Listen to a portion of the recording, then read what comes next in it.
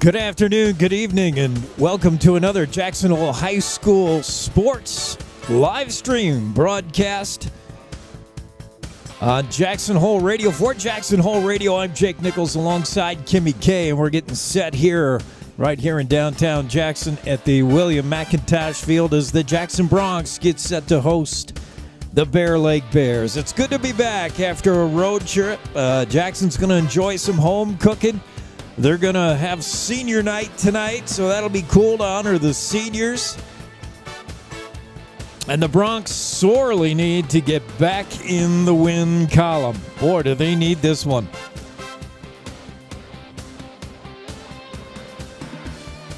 The action tonight brought to you by our friends at Mountain Alarm of Jackson Hole, the highest quality security, safety, and automation backed by the best customer service in the business. WYDOT, the Wyoming Department of Transportation, keeping our highways safe.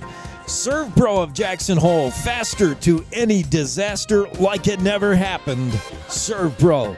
Jackson Hole Ford, locally owned and operated dealership. Big O Tires, a reputation you can ride on.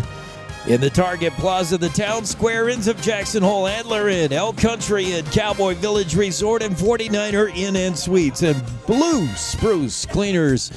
Green, affordable, convenient, and friendly dry cleaning service.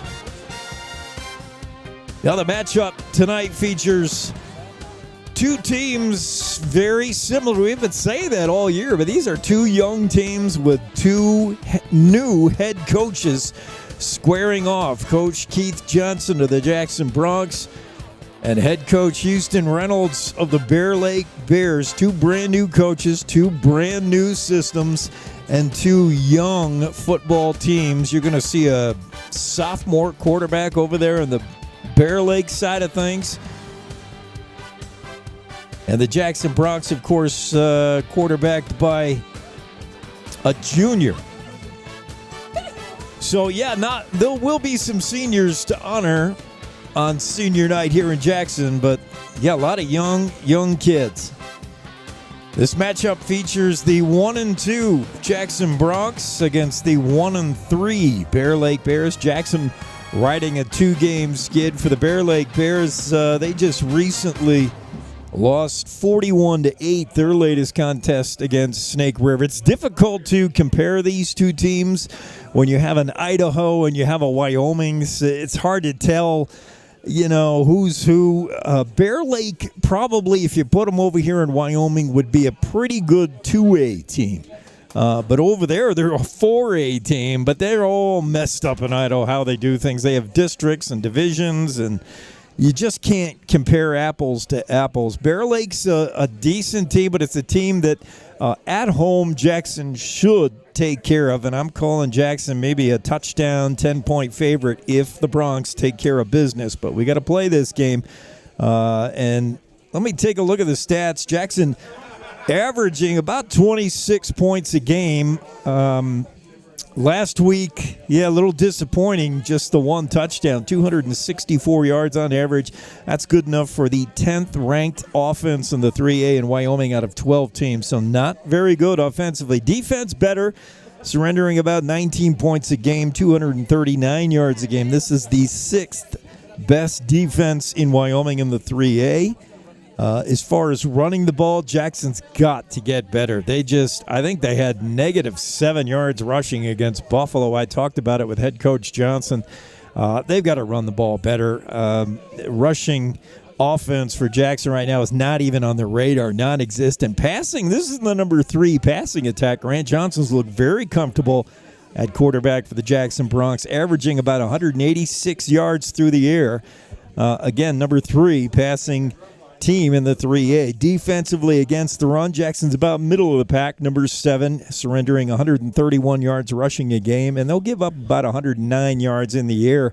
That's ranked 5th best passing defense. Don't have those kind of numbers for the Bear Lake Bears. Idaho, if they do keep track of stats like that, I don't know where to find them, but we'll take a good close look at the Bear Lake Bears out of Montpelier, Idaho, when we dive deeper into the pregame. It's part of the pregame show right here on Jackson Hole Radio Sports Network, coming right back with more, including Interview with head coach Keith Johnson right after the. Hey Bronx fans, do you want the best security for your home or business? Well, call the local experts today at Mountain Alarm, a proud part of Pye Barker Fire and Safety. Mountain Alarm provides world-class fire, security, life safety, and surveillance, teamed with unmatched customer service and the highest-rated 24/7 monitoring. With our state-of-the-art systems, you can get text or email alerts in the event of an alarm or view live and recorded video on your smartphone, tablet, or computer. You can also remotely control your thermostats, lights, locks, garage doors, and so much more. Call 307-733-5844 or visit mountainalarm.com today to get a free assessment and no obligation quote on a new or upgraded system for your home or business. You're watching and listening to live coverage of Jackson Hole High School sports on KZ95. Back in the booth, pregame show, and we talked to head coach Keith Johnson about last week against Buffalo. Jackson, again, it makes the second game in a row where the Jackson Bronx certainly had a game that was winnable and an opponent that was beatable.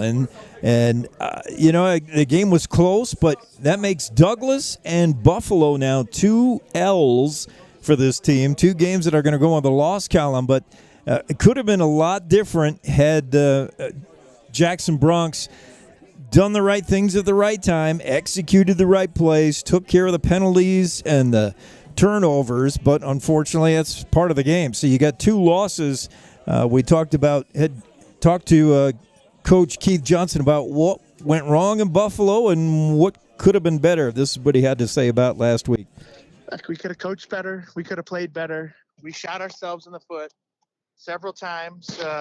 Review. The film showed as much, and there's a 4th down where I shouldn't have gone for it. And but I like our aggression, and there's some running that we could have done a lot better. Our up front blocking took a hit. We can't win scoring 7 points in a football game. So I thought our defense played great. They held us. They kept us in the game. We had a shot to win it at the end, and then didn't execute. So. But the good news is we're getting better every week. That's a good physical. I think that's the top rushing defense so far by stats that we just went up against. And so kind of excited to see where we go from here. Yeah, good point Keith Johnson made. That's 2 very good defenses against the run Jackson played. So the rushing game is not coming together for Jackson for whatever reason, and I think Coach Johnson here will blame it on his offensive line. He's missing some key players last week. He's getting some players back healthy this week, which should help the running game. But yes, Buffalo very tough against the run. Douglas pretty good against the run as well. So that's one reason Jackson's been unable to rush the ball after week 0 against Glen Rock. But here's what Coach Johnson had to say about got to get the running game going. Yeah, no, we definitely need to run the ball. I think part of it last week is we had 3 injured linemen. This week they're all back except for 1. So that helps us out a lot too. Yeah, that's going to help get the offensive line healthy. We saw some great things last week, and speaking of healthy and speaking of getting players back, we will get one kid back that we haven't called his name. He's a senior, Jacob Roper, so we're interested in seeing what Jacob Roper can do, especially in the defensive side of the ball. Number 21, he's finally going to come into the lineup tonight, and then we get other players back. I thought Zalesniak with Pape down last week was really good at the tight end spot, really good defensively. He had a great game. We talked to head coach Johnson about some of the standouts last week, including Zalesniak and Pape's absence and a return to the lineup tonight. Yeah, Noah Zalesniak had a great game. We also have Jacob Roper. So, we got another senior back this week who had been ineligible up until this point and is now eligible. I actually think you're going to be a little surprised at what you see tonight. This is closer to our full team. Sounds good. I'm not sure. Yeah, but we've been missing some people. We're going to be missing Tate Wiley. I saw him. He's got an ankle injury. We're hoping he'll be back before the season's over. I saw him in the pregame warm-ups, though. He's a no-go for the Bronx today. And, of course, Aiden Kim Miller. We're not going to see AKM. He is out for the season with an ACL. So some injuries, some guys coming back. That's exciting for the Jackson Bronx. Let's take a little look at our opponents, the Bear Lake Bears, when we come back right after this. It's the Jackson Bronx pregame show on the Jackson Hole Radio Sports Network. Experience Jackson Hole like a local while staying at the Antler Inn, Elk Country Inn, Cowboy Village Resort, or 49er Inn and Suites. With the best entertainment, dining, shopping, bars, and brews all in walking distance, you'll never want to leave. Call 1-800-4-TETONS or find them on the web at townsquareinns.com. Texting and driving. Texting and driving? Everyone knows there really is no and. You're either texting or you're driving. In other words, if you're typing or reading anything while you're behind the wheel, you're not paying attention and you're not in control of your vehicle. That's why law enforcement around the state is cracking down on distracted driving. Hey, Wyoming, let's put an end to texting and driving because we all know better. There is no and. This message was paid for by WYDOT. Let's get back to the live action on KZ95. Here's Jake Nichols.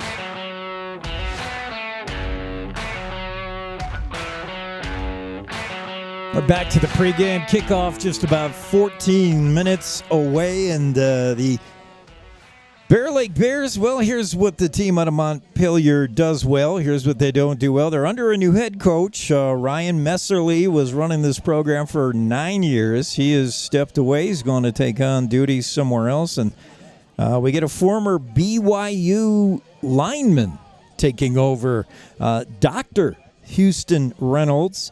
Didn't get a chance to visit with him before the game, but Houston Reynolds comes in and he inherits a team that it's on a rebuild. They graduated a bunch of seniors. They won a state title 2 years ago. They stepped up in conference after that and then graduated a mess of seniors. So they're young, and now they're facing tougher competition. It was tough last year, and it's going to be a difficult year this year for the Bear Lake Bears. They graduated 12 seniors last year. They returned just 3 starters on offense, 3 starters on defense, but they got some players to watch, including the K crew: Kason Warner, Caden Anderson, Caleb Wiscombe. You're going to hear, they're going to hear the K crew, but for me, it's the J crew that makes this team go, and that's the sophomore quarterback, Jack Hume. He'll throw a little bit. He's got a decent arm, but it is his feet that scare me. He is very fast. And the Jackson Bronx defense is going to have to be real careful with him. A speedy quarterback, Jack Hume, the sophomore. Caleb Wiscombe, the running back, is pretty darn good. Another thing the Bears do that you got to watch is defensively. We talked to Coach about what the Bears like to do defensively. They play a 4-3. Those 3 linebackers are hyper aggressive. I mean, they are coming to the line of scrimmage in a hurry as soon as the ball is snapped. Now, that's a good thing if you want to stop the run, but that could get you hurt on a play-action pass because you're not where you're supposed to be. So watch Jackson exploiting those aggressive linebackers, and Bear Lake defensively also plays very soft at the corners. Their cover corners, for the most part, are 8-10 yards off the ball to start. Those are 2 things that I noticed, and I talked to head coach Keith Johnson about it, and he noticed it as well. Here's what he said. Yeah, we got to talk to you on Sundays and not Fridays, Jake. So, yeah, you're exactly right. That's what we saw, too, and they basically will dip number 50 down. They'll have him covered up with a safety and cheat over, and then they'll be play way off on the left side. So first, the offense that they run, they pass more than they run. They're 70-30 or 80-20 pass, which is different. And last week they played Salmon, who played a 3-man front against them. So it's interesting to see how we'll make some tweaks this week. And then in terms of what we're going to be facing, they have 2 big boys in the middle that are huge. 77, 78. We got a game plan for them, and then Their linebackers are super aggressive and over pursue, and we got a game plan for them. So we're super excited to bring it this week, and we got to put up more than 7 points, and if we do, we'll win this game.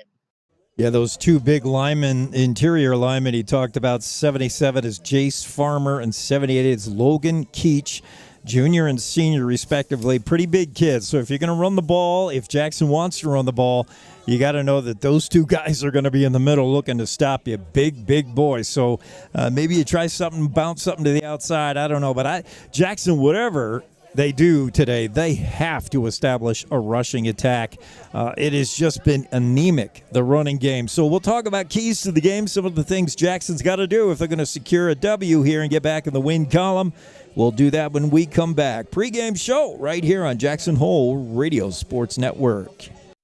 Cashmere, silk, down, or denim, Blue Spruce Cleaners is where you take them. We have a friendly, knowledgeable staff eager and happy to serve you in 2 locations and on the road with daily pickup and delivery service and expert tailoring on site. We offer the best in green, effective, and gentle cleaning with Green Earth Cleaning and professional laundry for your sweaters, gowns, comforters, and linens. Blue Spruce Cleaners is a recognized reduce, reuse, recycle business leader, providing green, affordable, and friendly service to our community for over 20 years. Whatever the season, whatever the reason, Blue Spruce Cleaners. When fire, water, mold, or other damage threatens your home or business, hand the cleanup over to the company that stays with you every step of the way. The trained professionals at ServPro handle everything from commercial water loss to residential handyman services and everything in between. Call ServPro of Jackson Hole at 307-342-1400 anytime, day or night, to schedule an appointment. That number, 307-342-1400 for ServPro. This is KZ95 with live coverage of the Jackson Bronx. Right back at you at the broadcast booth, William T. McIntosh Stadium, Jackson, as we're just minutes from kickoff. And let's take a look at the keys to the game as I see it. Establish the run. We've been talking about it all pregame. Jackson has got to rush the ball better. It's not Waylon Crosby's fault. He's been good. They're just holes just haven't been there. Cosby just 6'1", 170. I think maybe Waylon can run a little tougher on first contact, but you know, they've been too predictable with the run game. Jackson's got to run the ball better. Not only in this game, for the rest of the season, though, because they have a good passing attack. But to be one-dimensional is going to be their downfall. They got to be able to mix the run pass and, pass on first down, run on, just something different. Other keys to the game, pressure and spy that Bears quarterback. Jack Hume, the sophomore, I think if you pressure him, he's young, and he'll make mistakes.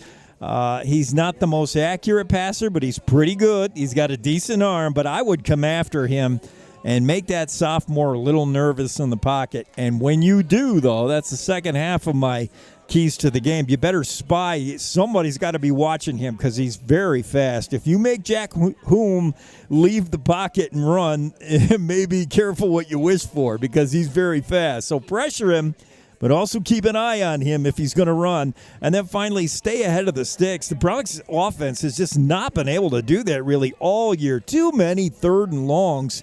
Stay ahead of the sticks. Get yardage on first and second down. That's going to give you manageable third downs. I think it's going to be key to the game, key to any game when we get into this one. Kimmy K's joining us. Hi, how are you? Hi. Well, you got the black and orange going. I do. Wait, what? You're too... Get that mic close. off your mouth. Sorry. I was little. I feel like I was running. It's off my mouth. All right. Yeah, black and orange, the black hole, that's the theme today, right? Black and orange? I'm pretty guess sure so. you're rocking the black and orange. I think it's black and orange, yep. Well, I always try to wear black and orange because, oh, wait a minute, aren't we the Jackson Hole Bronx and aren't our colors orange and black? Yeah.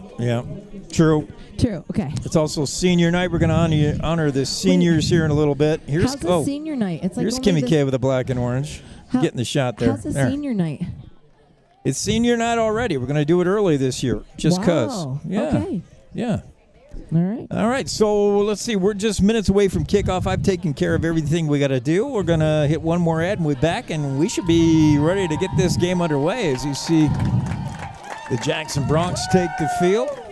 Both teams have had their pregame warm-up, and the Bronx happy to be home. Beautiful day for football here in Jackson, and we won't be able to say that in another month. Gorgeous day here in Jackson, Wyoming. Coming back with a kickoff for this one right after these. You're enjoying Bronx football on the Jackson Hole Radio Sports Network. High Country Linen Service has grown with its state-of-the-art facility to be the premier rental service for linens, uniforms, and entry mats. High Country Linen also provides wholesale janitorial supplies, paper products, and earth-friendly cleaning supplies to Jackson Hole, Teton Valley, and beyond. Call 733-2638 or come see us at 355 North Glenwood. On the web at highcountrylinen.com. Experience Jackson Hole like a local. Recently renovated, the 49er boasts a new lobby, extended continental breakfast, indoor swimming pool, fitness facility, and 12-person outdoor hot tub. Located on Pearl Street, the 49er is just 3 short blocks from Jackson's greatest bars and restaurants, where you'll find your home away from home. Enjoy your time in Jackson as part of the Town Square Inns and stay at the 49er Inn and Suites. Voice of the Jackson Bronx, Jake Nichols on KZ95.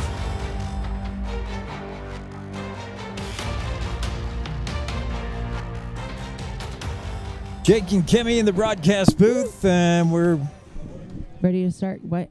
about It's ready. not right. Smashing something around. Okay. Yeah, is it National Anthem? We'll join them. National Anthem and get ready to start this game.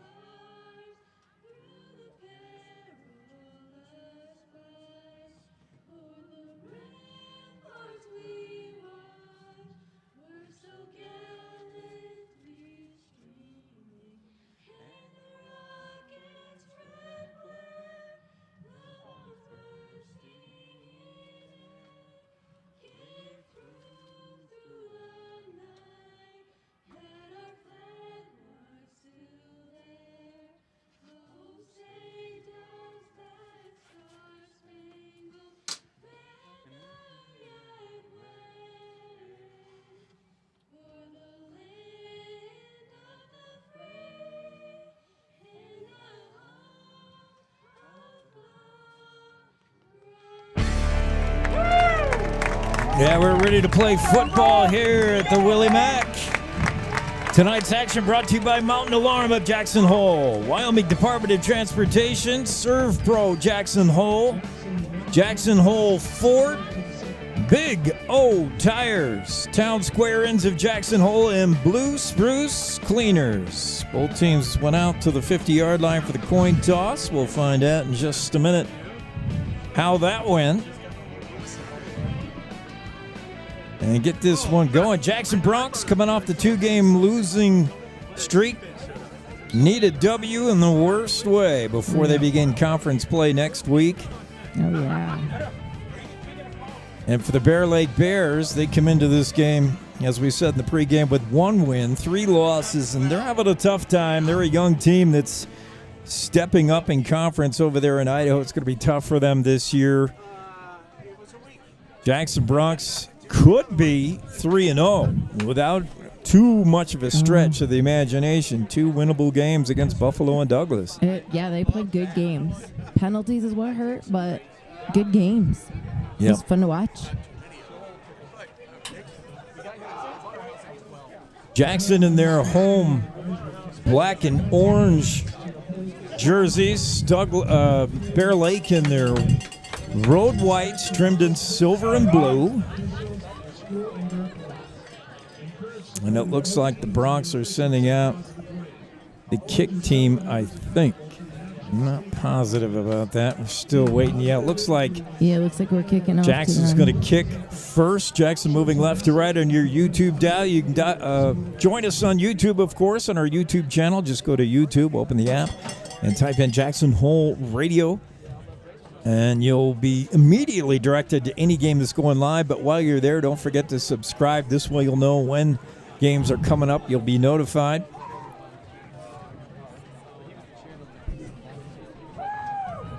As Bear Lake's got two receivers deep, standing at their own 10, trying to see who that is. And it's going to be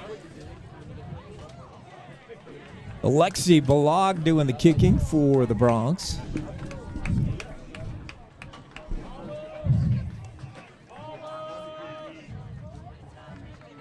I'll have to get my handy-dandy field glasses right off the bat. I got 18 on the near side, 3 on the far side. All right, Trayson Thornton on the far side, top of your screen.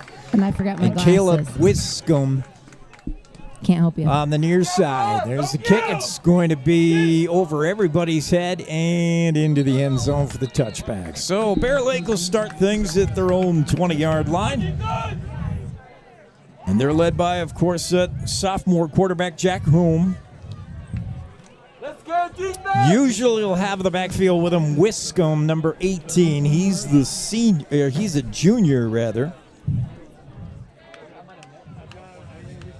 You'll see a little of Broxton Birch, another sophomore. His team just only a few seniors here and there. They're very young, even younger than Jackson, I think. They are younger than us. Yeah. They'll run shotgun 99% of the time, and they're in the gun here as Hume gets the call, looks to throw, wants to go right side. That ball's batted out of bounds, and a nice play there by Matthias Wilson, the linebacker. You know, he could have caught that ball, actually. Yeah, Wilson just swatted that ball out of the air, and he probably is thinking now, geez, I could have caught that. But it'll be 2nd and 10 now in the incompletion, as Hume was lucky. That was not picked off. Hume brings him up. He's got trips to the right, one receiver far left. Looks like they're going to throw again, the Bears. And the snap, that's a handoff up the middle. That is Trayson Thornton, and there's not a lot of room there. He picks up maybe a yard in the most optimistic view, but I don't know if he even got that. It'll be 3rd and long now for the Bears. He did pick up a yard out to the 21. That's all. Jackson, a good job stopping the run. Now you got to be careful here if you're Bear Lake. Jackson going to see if they bring pressure or if they look to hang back and maybe try to rob one, get into some kind of robber defense and pick one off, as Hume threw it right to Matthias Wilson just a moment ago. We'll see. Although they come out with two guys in the backfield, 2 receivers split right, 1 to the left. And they're going to throw, play action, and the pass is incomplete, and the pressure from the Bronx. Trying to see who that was. It looks like Rice Robinson, the 6'3", 235-pound senior that contacted Jack Hume just as he was trying to throw, and that's going to be incomplete. It's 4th and 9, and the Bears are going to have to punt this one away. Punting duties on film, I've seen the punter is usually Birch. I want to say that's Broxton Birch. Back to receive for Jackson. It's going to be... Whoops, I went too far. Tyson Kendall. He's going to let that roll, and that's going to take a big old Bears bounce all the way down to the Jackson 20. So both teams are going to start their offense at the 20-yard line. And the Bears were able to gain just 1 yard. They had to punt it away. Jackson, their first time touching the football. And what do you think you'll see here? I know we have to establish the run, but I also know the Bears defense has not seen a passing attack like this. I was just going to say, if we have, we got to do a combination there. That linebacking core, keep your eye on them on your screen. That's number 3, Trayson Thornton. In the middle, that's Broxton Birch, number 14. And then the top of your screen, number 24, Clayton Eborn, I believe. Well, watch those linebackers. Oh, there's a trick play for Jackson already. They're going to throw deep, and that is almost picked off. The ball was underthrown, and that was Hume who reached up and wanted to grab that interception but did not get it. The pass intended for Liam Logan. And a trick play right off the bat for the Bronx. The old double reverse pass play. I don't know about that. Is that the name of it? I don't know what it is. Yeah, I thought so. Let's just say it's on the last page of the playbook. Jackson comes up now, 2nd and 10, trips right, one receiver to the left, empty backfield. We'll see if Bear Lake brings pressure as they go hard count. Nobody jumps. And now we'll get the play. Johnson gets the snap. He's going to run it. This is the design keeper straight up the middle. It picks up 3. That's all. 3rd and 7. And I don't know that there was anything there, as Bear Lake seemed to cover that pretty well. Johnson never looked at a receiver. He was running that ball all the way by design. 3rd and 7 for Jackson. Both teams have had one possession now. Bear Lake 3 and out, had to punt. Jackson facing a 3rd and 7 here. Trips right. Includes McPeak, Kendall. There's a swing out pass to Cosby, no go, and it's almost as if they've seen that on film. As Johnson hits Cosby in the flat out of the backfield, but right there was Trayson Thornton to shut it down, and the play is actually going to lose a couple of yards, and Jackson's going to have to punt. So both teams with 3 and outs on their first offensive possession. And here comes the punt from Alexi Balog. Pretty good one, high, and letting it bounce. Now fielding it on the run is Caden Anderson, right side, and he's going to be wrapped up. Anderson nowhere to go. And Jackson does a good job covering that punt. Good high kick by Balog, allowed the coverage team to get down there and do their thing. And the return very minimal. Bear Lake will start this drive from their own 38-yard line. So a little battle of field position to start this one.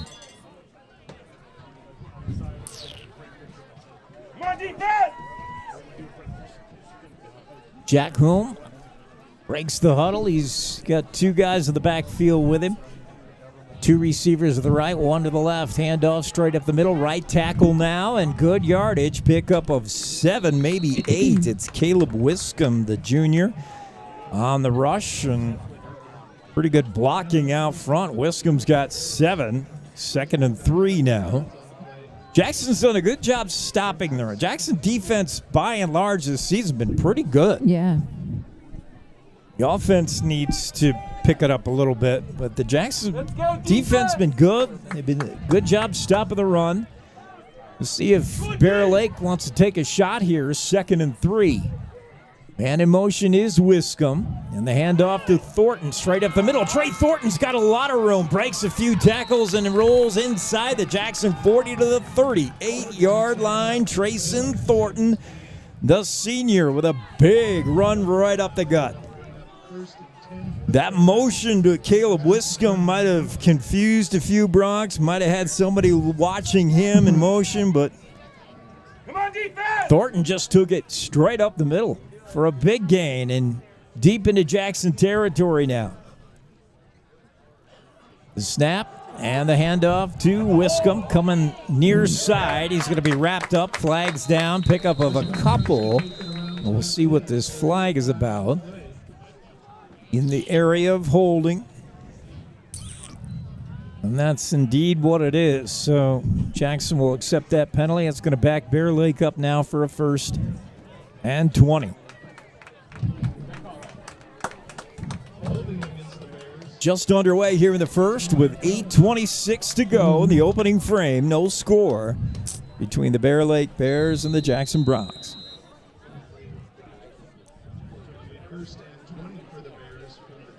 Ball just on Jackson's half of the field at the 49 of the Bronx.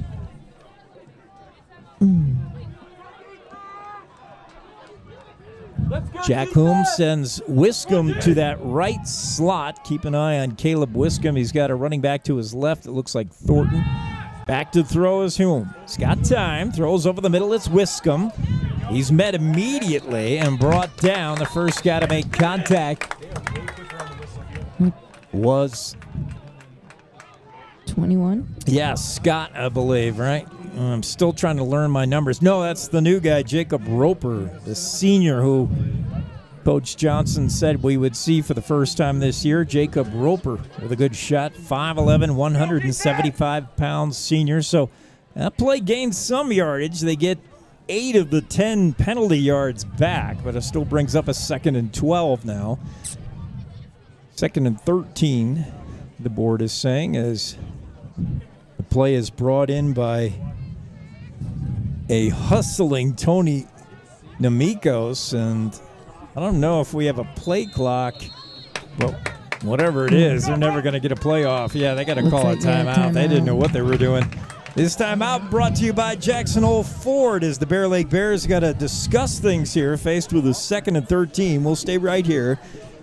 The award-winning service department with factory-trained and certified technicians. Check out the Google reviews when it comes to Jackson Hole Ford. Go meet Louie, the friendliest greeting manager in Jackson. Jackson Hole Ford sponsoring this time out. The big old scoreboard showing 0-0. Nothing going yet. Both teams have had a chance offensively. Both teams 3 and out, and now the Bear Lake Bears, with a little bit of a rushing game, able to advance the ball into Bronx territory, but Jackson's starting to stiffen. We'll see. 2nd and 13 coming up, 7:15 to go in the first. Just underway.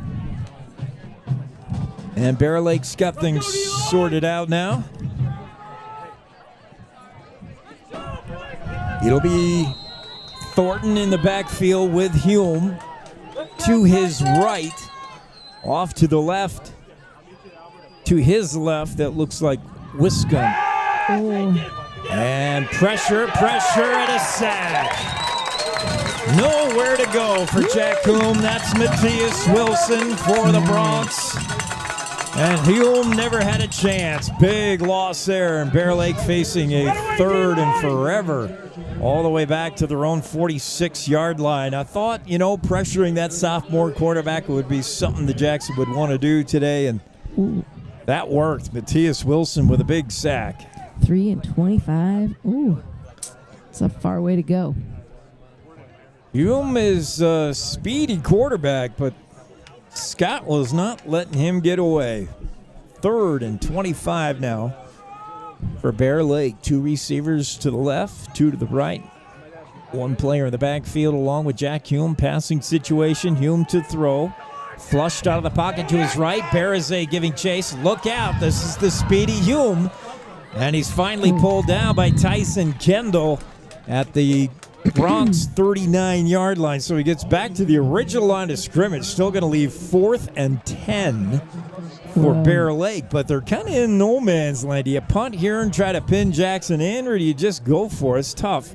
I mean, I don't know if you can convert a 4th and 10. Maybe just go for it. But a punt here is, almost makes no sense. There's few punters that can, angle ball out of bounds or hang one. And they're going to go. Yeah, 4th and 10. Bear Lake's going. Crowds on their feet. You don't know unless you try. Hume back to throw. Flips it out, and it's incomplete. A pass intended for Tony Namikos out of the backfield, but pass was behind him. Good pressure again on Hume, and he had no clear shot at Namikos. The pass was off the mark. So Jackson forces the turnover on downs, and they'll take over at their own 39-yard line, 1st and 10. So neither offense doing a whole lot. It's been defensive show so far. Which last week in Buffalo, we saw 2 touchdowns in the first quarter. I don't know if it's going to be the same here. As you see Pape go in motion, and he's in the slot, and flags all over the place. And that's going to be pre-snap movement by the Bronx. March. I don't know who to blame it on. 5. We won't blame it on anybody. Someone moved. Somebody moved. Someone heard a different count than everybody else. Well, they didn't even get to a count. I think it was. I think 2 men were in motion at the same time. I don't think you can do that. I think. 1st and 15 now for the black and orange. Is Grant Johnson in the shotgun?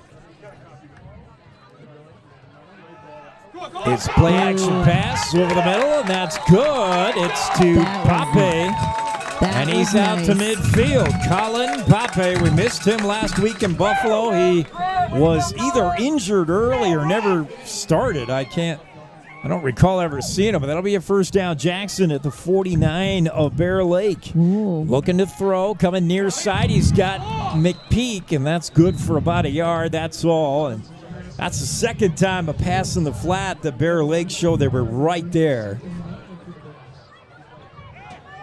And the pass is good for just about 1 yard as Grant Johnson looked left, trying to look off the defenders, and then came back near side, right side to McPeak, but Bear Lake had it well covered. 2nd and 9. Jackson Bronx line it up. Grant Johnson with his handoff to the running back. That's good for maybe another yard or 2. It's Cosby. We said this rushing game has got to get going. So far, that's not been happening. I can hear you breathing like heavy into your... I don't know what. Sure it's not the wind from outside? No. Sorry. 3rd and 8 for the Bronx. Grant Johnson, 2 receivers left, 2 to the right, back to throw. Got a man, it's Kendall. Caught, Kendall puts his head down and surges ahead. He's got a first down inside the 40 at Bear Lake to the 38-yard line, and Jackson moves the sticks. Good job. Kendall was wide open. Let's keep moving it just like that. Yeah, I'll go for that. Jackson will huddle. Once in a while, Jackson runs up-tempo. They're going to huddle at this time. 1st and 10 from the Bears, 37. Grant Johnson's got Cosby in the backfield, but he wants to throw again. Has time, now pressured, fires, got a man over the middle, caught. Tyson Kendall breaks 1 tackle inside the 5 down to the 4-yard line where he's finally brought down. And a big play. Caden Anderson was the last man to get him. But that pass play is good for another first down, and 1st and goal for the Bronx at the 5. I thought he was inside of the 4. 5-yard line, so Jackson 5 yards away from pay dirt. Johnson gets the snap. Handoff up the middle over the right tackle, and just short. Just short. Down to the 1-yard line is Colin Pape. Oh, he has my favorite number on. Yeah, 44. Pape, number 44. All right, I'm going to get ready to do a replay. I think we're going to punch it in here. All right, I hope 2nd and goal from the 1. Grant Johnson gets the snap straight ahead as Waylon Cosby's tripped up. He's not going to get there. What a big tackle from Bear Lake, and a nice stop as shooting the gap was Clayton Ebor, number 24. One of those aggressive linebackers brings up a big 3rd down and goal from the 2. Bear Lake is making us work for it, that's for sure. I mean, this is a good linebacking core from Bear Lake. I don't want to say, I'm saying they're susceptible for a play action, but they're very, very aggressive. Here's where it pays off. All 3 of those linebackers are going to be coming stuffing running lanes here as Johnson on 3rd and 2 going to give straight ahead to Cosby, and he's in. No indication yet. Yes, touchdown. Yes, touchdown. Waylon Cosby's in. Let's take a look at the replay. Just going right straight ahead with Cosby. And a good hole created. A good surge by the offensive line, and Jackson takes a 6-0 lead. And a good-looking drive there, punctuated by the big pass to Tyson Kendall over the middle. Extra point coming. Okay, good. And it's good. So Jackson jumps on the board first. The Big O Tire scoreboard with 2:04 to go in the first, showing the Jackson Bronx 7, the Bear Lake Bears nothing. As we'll keep it right here, awaiting the kickoff. Good start. That looked like a better offensive possession. Still not running the ball terrifically, but this passing attack, I think, is going to prove to be too much for Bear Lake. They're on fire, start of the game, already in there. They're going to get worn down. That's my prediction. Who's going to get worn down? Bear Lake? We're going to tire them out. Yeah, they just haven't seen a team that can throw it like Jackson. We're talking about the number 3 passing attack on the 3A of Wyoming, Jackson. It's one thing the Jackson Bronx do well, it's throw the ball, and that's been Grant Johnson. He's got targets. Colin Pape, tight end. He's got Tyson Kendall and Liam Logan on the outside. Liam McPeak every once in a while. He's got a lot of guys to throw to, and if given time, Johnson's shows that he can survey the field, and he's got a good arm as Alexi Blog gets set to put a toe to this one. And it's going to be the near side. Not Thornton, that's the other guy. Out to the 31-yard line around there, it's Caleb Wiscombe on the return for Bear Lake. So the Bears are going to try to get things started. They hit a few running plays. So far, Jack Hulme has just not had a lot of time to throw the ball. The sophomore quarterback, will see if Jackson continues to bring pressure on the young kid. Just under 2 minutes to go in the first. Jackson up 7-0. Hume got running backs to his right and left from the shotgun. Handoff is to Wiscombe, right side, and he's got a little bit of room. Pickup of 5, maybe 6 for the junior, Caleb Wiscombe. Part of that K team that we talked about in the pregame. 3 kids with the first name K. K? Yeah, the K crew.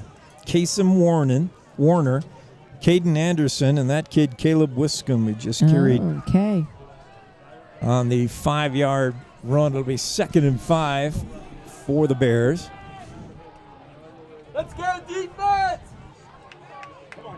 Hume brings him up, and again, 2 running backs with him, 2 receivers, 1 to the left, 1 to the right. The give is to Thornton straight ahead, and no, he's not going anywhere. And a big tackle made by Matthias Wilson. No gain, and maybe they're going to say lost a yard. It'll bring up 3rd and 6 now for the Bears. Good job by Wilson, Matthias Wilson had a big game last week against Buffalo defensively, and he's made a couple of big stops here, pressuring Hume. He's been good.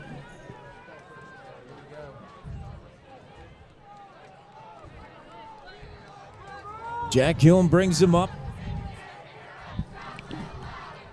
Sends a man in motion. That's Tracy. That's Caden Anderson looking to throw. Far side. Got a man. It's Tony Mikos, but he's going to be tackled quickly. Liam Logan on the stop and a loss of 3 or 4. And Bears are going backwards. They're going to have to punt here. 4th down and 12, and they're going to let the quarter end and switch sides and come back with this punt. We'll take the break as well. After 1 complete here in Jackson, it's the Bronx 7, the Bears nothing. Coming right back to William McIntosh Field after these of the Jackson Hole Radio Sports Network. Hey Bronx fans, do you want the best security for your home or business? Well, call the local experts today at Mountain Alarm, a proud part of Pye Barker Fire and Safety. Mountain Alarm provides world-class fire, security, life safety, and surveillance, teamed with unmatched customer service and the highest-rated 24/7 monitoring. With our state-of-the-art systems, you can get text or email alerts in the event of an alarm or view live and recorded video on your smartphone, tablet, or computer. You can also remotely control your thermostats, lights, locks, garage doors, and so much more. Call 307-733-5844 or visit mountainalarm.com today to get a free assessment and no obligation quote on a new or upgraded system for your home or business. Your home for Jackson Hole High School sports is KZ95. Let's get back to the game.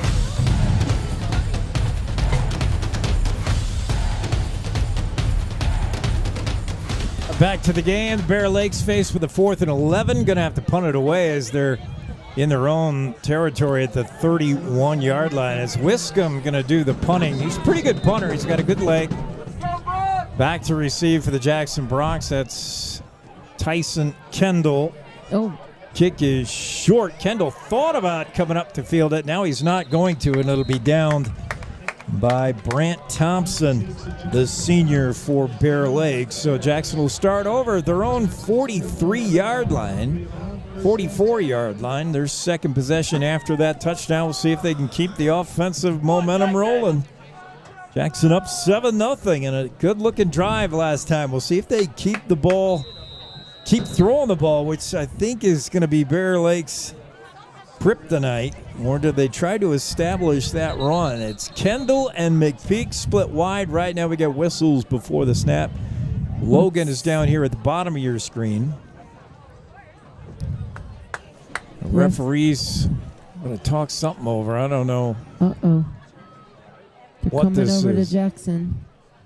There wasn't any flags. I think they're explaining to Coach Johnson something, but no penalty. 1st and 10, Bronx with the ball at their own 44-yard line. See if Jackson comes out in the same formation or not.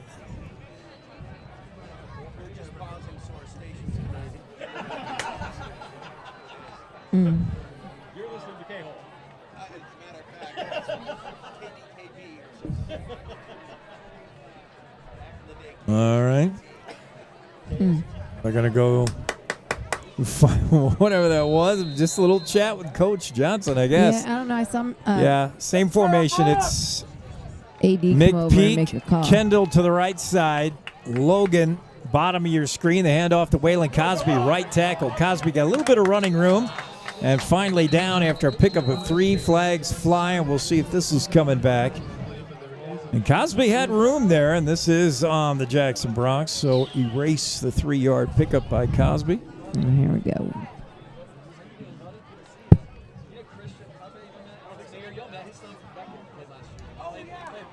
Flag is going to be on the black and orange, and that'll move them back. 2nd and 20 now for the Bronx. 11:46 to go in the half, just underway. Quarter number 2. Jackson up 7-0.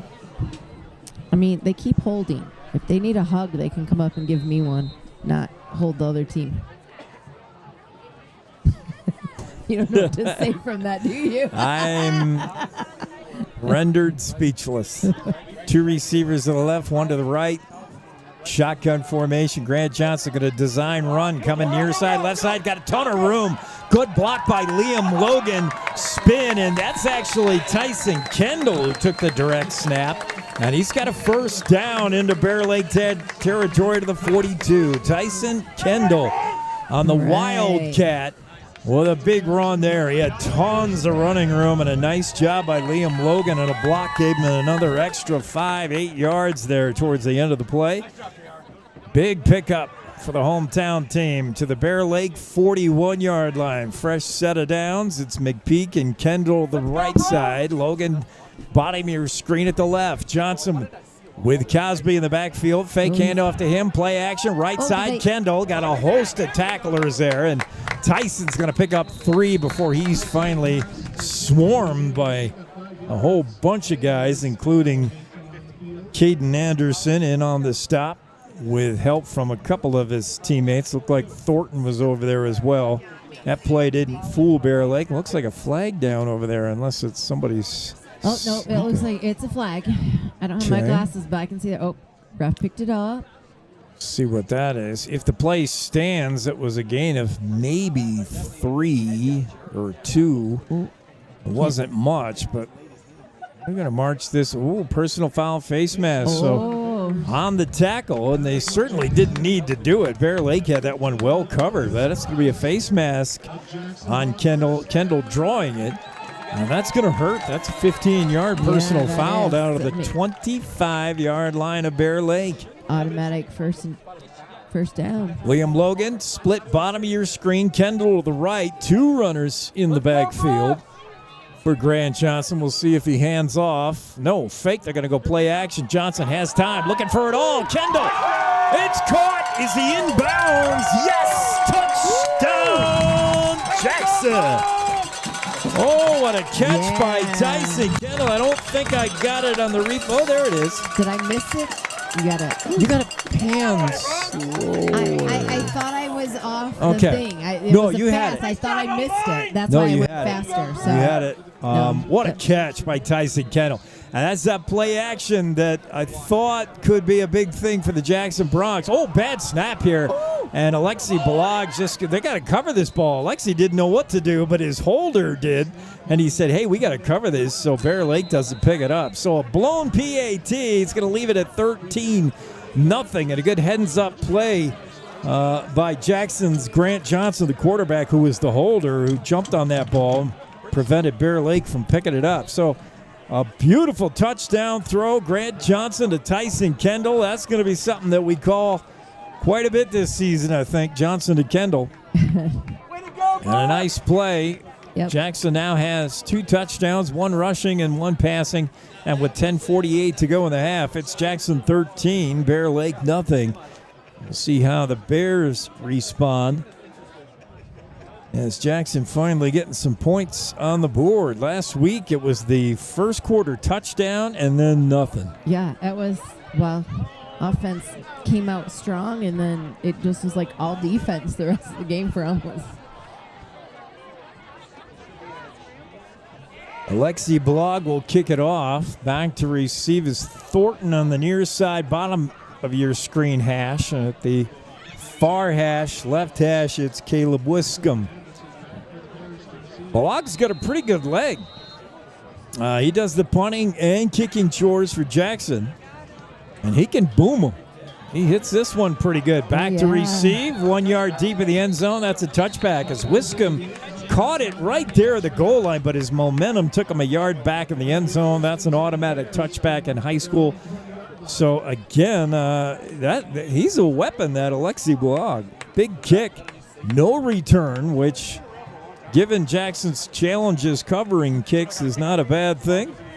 1st and 10 from the 20 go the Bear Lake Bears. 10:48 to go in the half. They're down 13.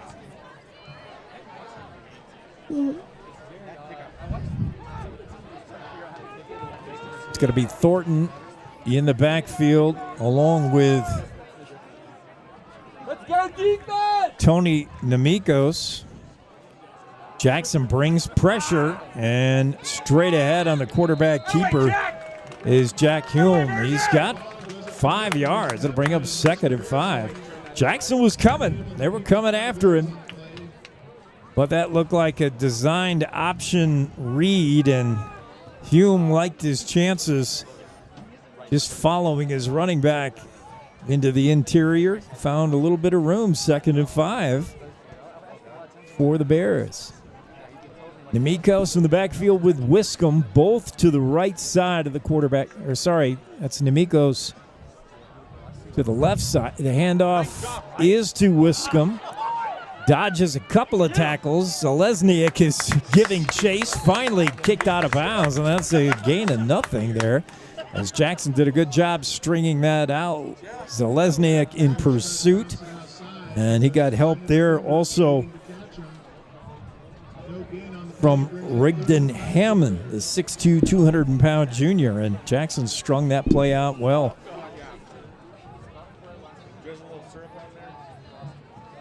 Bring up 3rd and 5 for the Bear Lake Bears.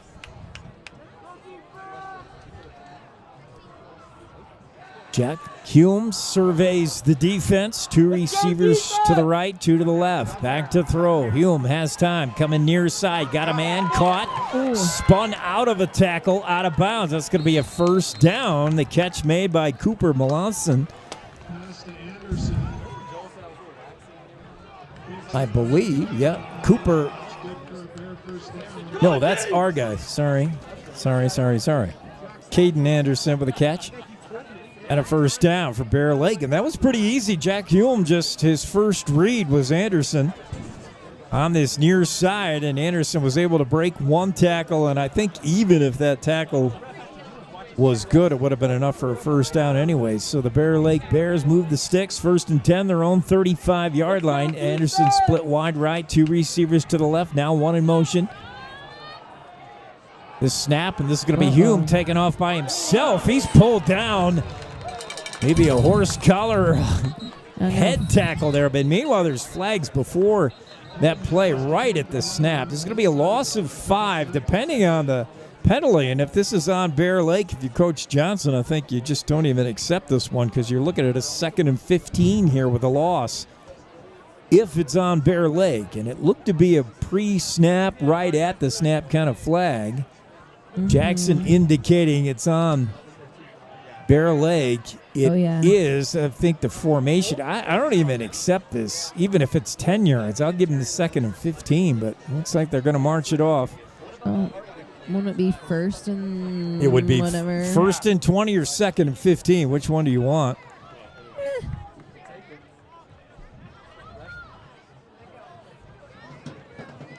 Yeah, they're going to accept. I think it was 2 foul. They're also showing a holding. So they march this one off to the 25. And it will bring up a 1st and 20. 9:07 to go in the half. Bear Lake trying to answer to 2 Jackson touchdowns. 1 failed PAT. It is 13-0 Bronx. I should tell them they are going the wrong direction. Bear Lake's going the wrong direction? Bear Lake's going the wrong direction. Yeah. They're supposed to be going that way right now. I think they know that. Okay, they're backing it up. 2 receivers to the right. 1 to the left. Jack Hume in that shotgun. Gets the snap, wants to throw. Looking far side, left side. Finally going to let it go, and it's intercepted. Intercepted by the Jackson Bronx in a big play. Whoop. Trying to see who that was over there who picked it off. I know. Did you? I did not see. I don't have my glasses on. I can't see that far. Jackson with a big pick, and I think it was Jacob Roper, the senior playing his first game for the Bronx this year. I'm pretty sure it was Roper. Jack Hume stared down to his receiver. It was obvious he wanted that one and only guy, and a ball picked off, and I think it was Roper. Jackson set up now in perfect field position at the Bear Lake 30-yard line, 1st and 10. Snap, Johnson wants to throw over the middle. That's over the head of Kendall. He airmailed that one. And Tyson probably didn't want anything to do with it anyway, because closing in on the coverage from the safety spot was Jack Hume looking to make a big hit. But Grant Johnson just sailed that one over Kendall by a mile. 2nd and 10 now for the Bronx. Beautiful day. Shadows starting to cover majority of the field. Jackson has the ball at the 30-yard line of the Bears after the interception. Johnson, handoff to Cosby. There's nothing there. He's met him behind the line of scrimmage. And that'll be a big loss of 5. It'll bring up 3rd and 15. And again, the rushing woes continue for the Jackson Bronx, just unable to run the ball. That was a passing situation, so maybe a delay handoff is a good call. I like the call. It's just there was nothing there. Yeah. It was penetration by the Bears in the Jackson backfield. There was no chance for Cosby to do anything. 3rd and 15 now, timeout. Called by, I believe, the Bronx.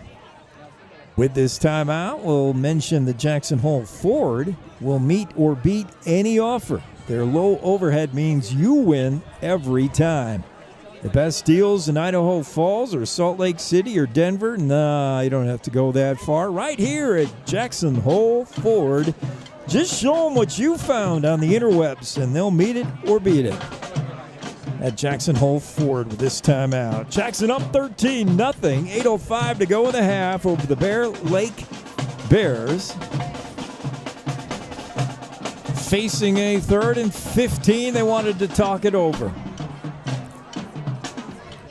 so we get the timeout. Jackson's still unable to run the ball. That's a concern. But throwing, yeah, it's been there. You know, especially the slot receiver. And if they come out in that same formation, I want to point this out.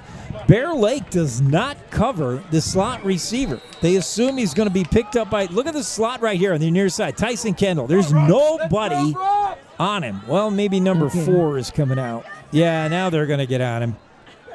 3rd and 15, Johnson to throw. Got a man, it's Colin Pape. Pape with a catch down to the 10-yard line. That's going to be a first down for the Jackson Bronx in a big play. He was wide open. Well, they missed him last week, and I know Noah Zalesniak was big in his absence, but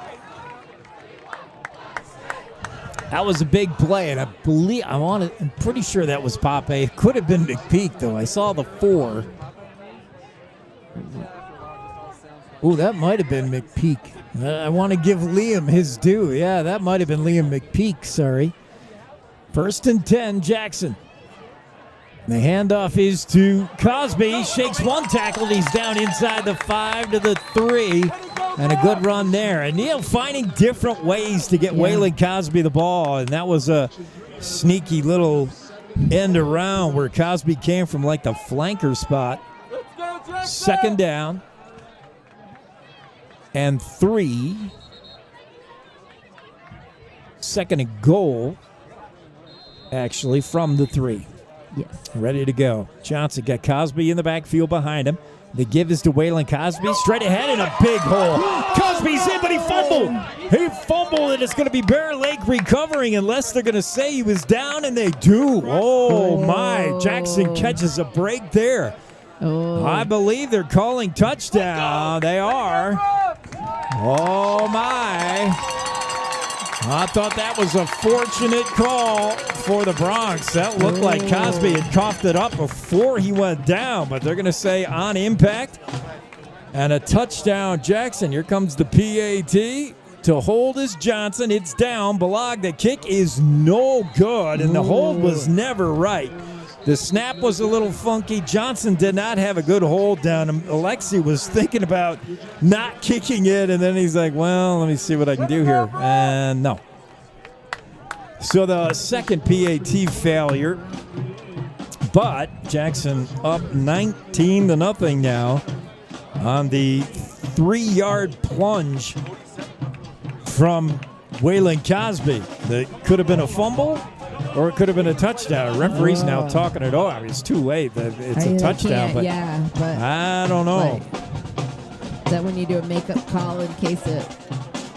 I mean, he looked down to me and then lost the ball, but... They do makeup calls in baseball a lot. I don't know in football. 7:17 to go in the half. Jackson up 19-0. I mean, you can call holding on every single play if you want to. And unless you're the Kansas City Chiefs... You just never call it. We all know that. Alexi Balog set to kick this one off. Again, it's Thornton on the bottom of your screen. Near side hash, far side hash. Hash, it's Wiscombe. Alexi says he's ready. Jackson up 19-0 here. It's been a good first half of the black and orange. Big kick. It's going to be returned. That's Thornton. Out to the 10, 15, 20. And finally pulled down just shy of the 25-yard line. Good return by Bear Lake. That's not Thornton. That is...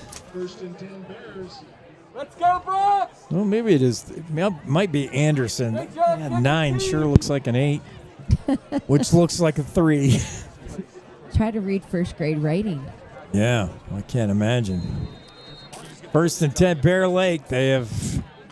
had a little bit of success running, not so much throwing. 1 interception already, and it could have been easily 2 as Jack Hume gets the snap. They give us to Thornton straight ahead, and no going. There's nothing there. It's Lesniak on the hit, and that's going to be maybe a loss of a yard, certainly no gain. Good job by Noah Zalesniak to beat his block and meet Thornton right there in the hole. 2nd and 10.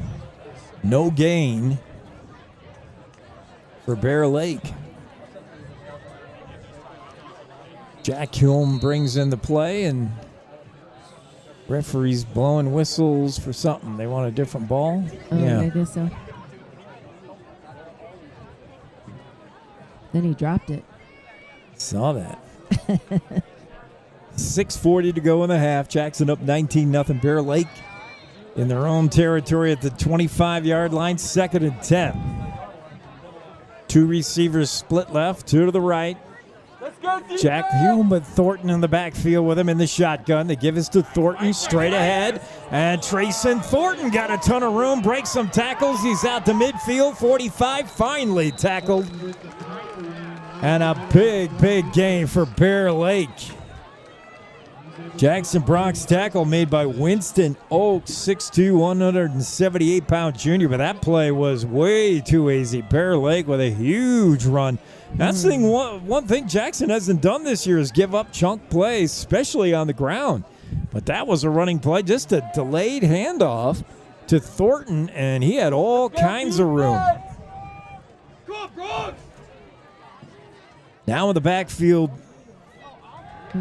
Oh, looking to throw, and a pass incomplete. Sorry, I almost missed that. Intended for Caden Anderson, rather. But broken up nicely by Liam Logan as he met Anderson just as the ball got there. A pass a little off the mark. And Liam Logan was going to make sure that Anderson grew a pair of crocodile arms there, as he did not want to pull that in. 2nd and 10. How do you grow crocodile arms? It means you don't want to reach out and catch it because you're afraid Logan is popping you. Here's a handoff again up the middle. Another delayed handoff, and this one goes nowhere. Good stop inside. Jackson Bronx with good defense interior. It's Connor Scott who made the initial contact. Gain of maybe a yard. 3rd and 9 now. Clock ticking on the Bear Lake Bears. 3rd and 9. See if they keep it on the ground. They've had success there. 2 running backs, each to one side of the quarterback. Gave us a play-action pass and throws it out. That's incomplete. Down to the 30 and a first down for the Bear Lake Bears. A well-designed play. The pass to Caleb Wiscombe for the first down. A good play-action pass. Bear Lake making it look like they were indeed going to run with Tony Namikos, but instead the play-action pass was good to move the sticks. Bear Lake 1st and 10 at the Jackson 30-yard line. Wiscombe and Thornton in the backfield. They give this to Wiscombe straight up the middle. Dragged down by Scott again, but a pickup of maybe 3. Good tackle by Connor Scott, 6'4", 225-pound junior. Boy, if he gets any bigger next year, he'll be bigger. He'll be bigger. That's what happens. 2nd and 7 for Bear Lake as this drive taking up some time here, but they're trying to get back in this. Down 19-0. Thornton in the backfield along with quarterback Hume, and now whistles. Timeout. Who took that? I don't know. I cannot hear usually I hear the announcement. Usually it's Wiley, and he's so loud. No, not during football. Wait on there. It's always Mr. Genzer. Timeout taken by Jackson. They're down to their last timeout. They've taken 2 already, so the Bronx want to talk this over defensively with this timeout. We'll remind you that Jackson Hole Ford has 40-plus lending partners, which means you'll always get the lowest rates and the best term, plus no payments for 90 days. Jackson Hole Ford, owned by locals, serving locals, sponsoring this timeout. Battle of wits here. Coach Keith Johnson for the Jackson Bronx, and brand new head coach Houston Reynolds on the other side of things for the Bear Lake Bears. Bear Lake come into this game 1-3, Jackson 1-2. But the Bronx with a 19-0 edge over the Bears. Bear Lake facing a 2nd and 6.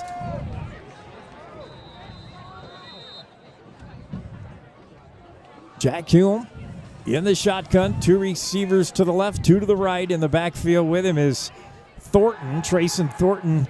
No, fake to him. Play action pass. And a little flip is incomplete. Flags down, and that might be PI on Colin Pape, as he got there a little bit early on the intended receiver, Wiscombe. It was close, kind of a desperation pass from Jack Hume, as he was feeling some pressure rolling to his left, kind of threw it, almost backhanded it to Wiscombe, and Pape was right there in the coverage. I thought it was bang, bang. And are they going to pick this up or walk it off? Still talking it over, but I believe that's what the potential call is. It is pass interference on Jackson. That's Pape just a little bit early on Wiscombe. Oh, no, that's not good. Gives Bear Lake the first down now. 4:38 to go. Plenty of time for the Bears here in the first half remaining. This is their deepest penetration into Bronx territory. The ball at the Jackson 12-yard line. 1st and 10. It's possible to get a first down without a touchdown as Hume brings him up. A receiver to the left, 2 to the right. 2 men in the backfield are Thornton and Wiscombe. The snap of the give is to Wiscombe. Straight ahead, he's got room and bowls his way inside the 5 to about the 3. And it looks like another first down. Going to be very close. Could bring up a 1st and goal from the 3. Are they going to drop the sticks?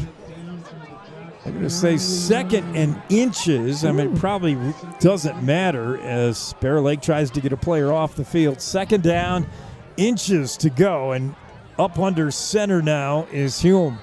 Hume gives to Wiscombe. Whistles before the play. Getting in. Good penetration there. That play might have lost yardage as Matthias Wilson was in the backfield to contact Wiscombe as soon as he got the handoff, but the whistle, and it's going to be offsides, Bronx. That will give Bear Lake a first down. 1st and goal now from half the distance. 1st and goal from the 1 for the Bear Lake Bears. We'll see if the Jackson Bronx can dial up a goal line stand here, as Hume going to go under center. That's pretty rare. He's got options in the backfield. They got to go full house in the backfield. Whoa. Wiscombe's back there. Thornton, it's going to be Wiscombe, and he did not get there.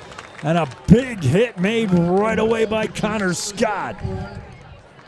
It'll be 2nd and goal. Connor Scott came firing in there to make a big hit in the backfield. That's going to be no gain. Might have lost a foot or 2. See if Bear Lake tries some deception here, because straight ahead, that didn't work. Bear Lake is not able to out-muscle the Bronx anyway. 2nd to go. They are going to go shotgun now and spread it out a little bit. Thornton in the backfield with Hume. It's going to be Trayson Thornton gets the call, and he's not going to get there. And a big stoppage, Jack Parisay. Way to go, Jack. What a hit. Parisay beat his man. It looked like he got away from Chris Pratt, the offensive lineman. Parisay just threw the block aside and came in to make a big hit. 3rd and goal now for Bear Lake from the 2-yard line as they're going nowhere fast. Trayson Thornton along with Wiscombe in the backfield as they spread it out a little. In the shotgun is Jack Hume. Snap and the give is to Wiscombe. Right side trying to stretch it, and he's in. Touchdown. Liam Logan tried to come in from that cornerback spot, but he ran into Cosby. Those two collided, and slipping right between them for the touchdown was Caleb Wiscombe, the junior. So Bear Lake is on the board as they bounce it to the outside where there's a little more room, a little less bodies. Good job by Bear Lake to finally find the end zone here. Extra point coming up from Wiscombe, who does it all for Bear Lake. It's now 19-6 pending the PAT, and that's a funky, that never works. That's blocked. Bad snap, bad hold, and Wiscombe never had a chance to kick that, so We've seen only one successful point after today. 2 failures by Jackson, and now Bear Lake with the blocked kick. So it's 19-6, plenty of time to go in the half. 2:34, but Jackson has just the 1 timeout remaining. And Bear Lake able to punch it in on what has been a good defense against the run, but Bear Lake has some success running. We helped him a little bit there. We did help him a little bit. Number 5, Buffalo 3. And Douglas in the second quarter. It's number 4, Kyle, 13. Awaiting the kickoff here.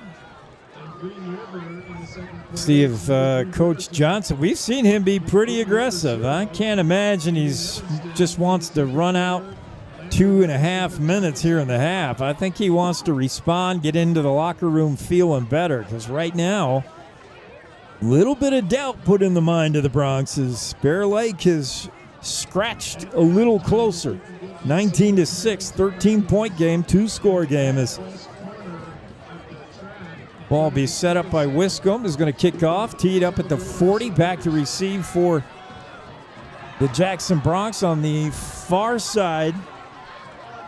That's Jeshua Flores, the sophomore, who is one speedy dude, I'll tell you. He's Speedy Gonzalez. I've seen him on film. He's pretty fast. On the near side, still trying to get an ID on that. Get a number. No, that's Manny Carrillo on the far side. Meanwhile, the kick fielded straight ahead out to the 26-yard line. It's going to be Cosby. That's Correa on the far side, but the kick was to Waylon Cosby. The return out across the 30. First down for Jackson. They've got 69 yards to go. Oh, this is not going to be the spot I thought. Oh. Be to the Jackson 28-yard line. First and 10 Bronx here on the near hash, left hash. Grant Johnson got 2 receivers to each side. In the shotgun, Johnson to throw. Fires, got a man, wide open, caught. It's Colin Pape, and it's a first down. A pickup of about 14 on the throw and catch. Jackson going to go hurry up here with 2:20 and counting. First down at their own 42-yard line. Bronx trying to get on a move here. They've been successful throwing the ball against Bear Lake so far. The snap, and they give straight ahead. Cosby, tentative steps, looking for room. There just isn't a lot there, but he does push the pile. And a pickup of 6 will bring up 2nd and 4. There wasn't a big hole there, but he picked up a good surge. Yeah. All you got to do is move a little bit by a little bit. Right? All right, then. I'll buy that. You Looking to throw as Johnson little. Fires. Got Kendall. Ooh. Tyson Kendall puts a move on. First down and more. Kendall down the left sideline. Dragged out of bounds by Jack Hume at about the 31-yard line of the Bears. And another first down for the Bronx. And they are able to throw the ball against this Bear Lake Bears team. Jackson finding success in the air. Kendall and McPeak split wide right. It's Logan at the bottom of your screen. Pass is intended for Kendall. He's got it, puts a move on, and now almost did drop the ball, but is able to cover up. It's a gain of 4, 2nd and 6 coming up. Kendall was trying to put the shake and bake on and juked himself right out of the football. All of a sudden, how do you juke?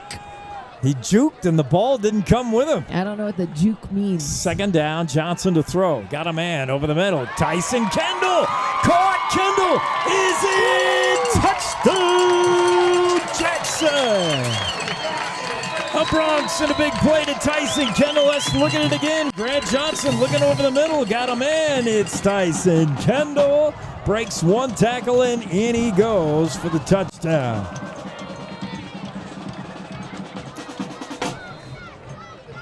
Big play for the Bronx. Awesome. Kendall has been the favorite target of Johnson already in the early going. It looks like the Bronx are going to go for 2. They don't trust this kicking game, or does the math say you go for 2? I don't know. Maybe the math go for 2 because you It's missed 25-6 right now.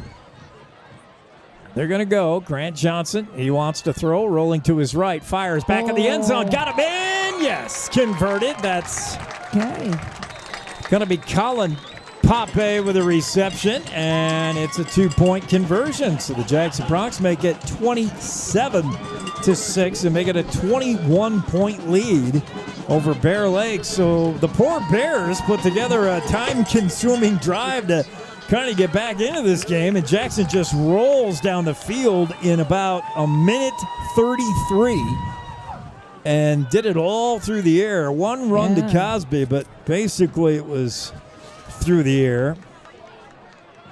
And Jackson, in just 93 seconds, score their third touchdown of the game, or fourth touchdown of the game. Wow, you did some math there. 27-6. I know, my brain is exploding.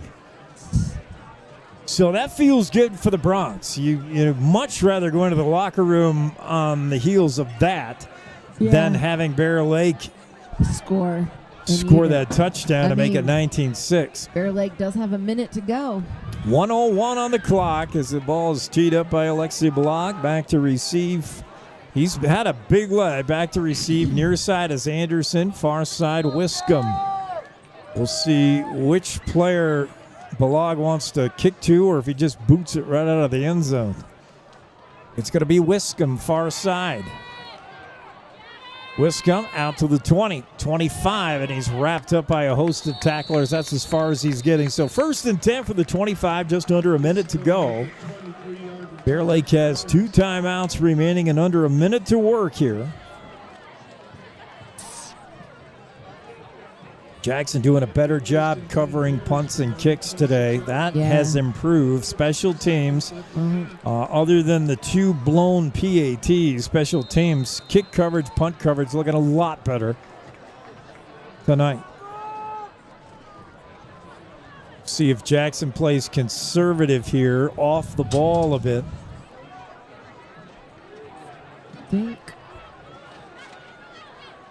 As Bear Lake comes up, 1st down. Looking to throw. Now that ball blocked, knocked down. Jack Barazay got a big paw on it at the line of scrimmage, 2nd and 10. Jack Hume was looking left side. I think he wanted Austin Anderton, but that pass never got there as Jack Barazay knocks it down. 49 seconds, clock stopped on the incompletion. 2nd and 10 for Bear Lake. Broxton Birch and Caden Anderson split wide to the right, 2 receivers to the left. Thornton in the backfield with Hume. He wants to throw. Pressure.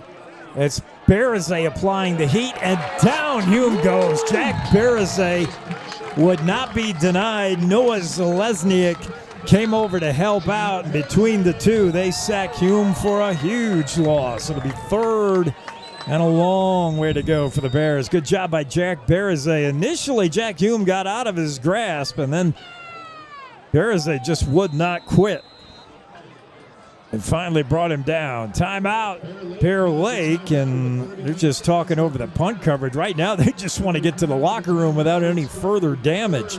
39 seconds to go, and Jackson is so hungry right now that you just can't let the beast feed if you're Bear Lake. You want to get to the locker room as fast as you can. 27-6. Bear Lake's got a long way to go. Bear Lake with a 3rd and 20, and what you don't want to do is force anything here. If you're a young quarterback, Jack Hume, do you bring pressure if you're Coach Keith Johnson trying to rattle this young QB into a mistake deep in his own end?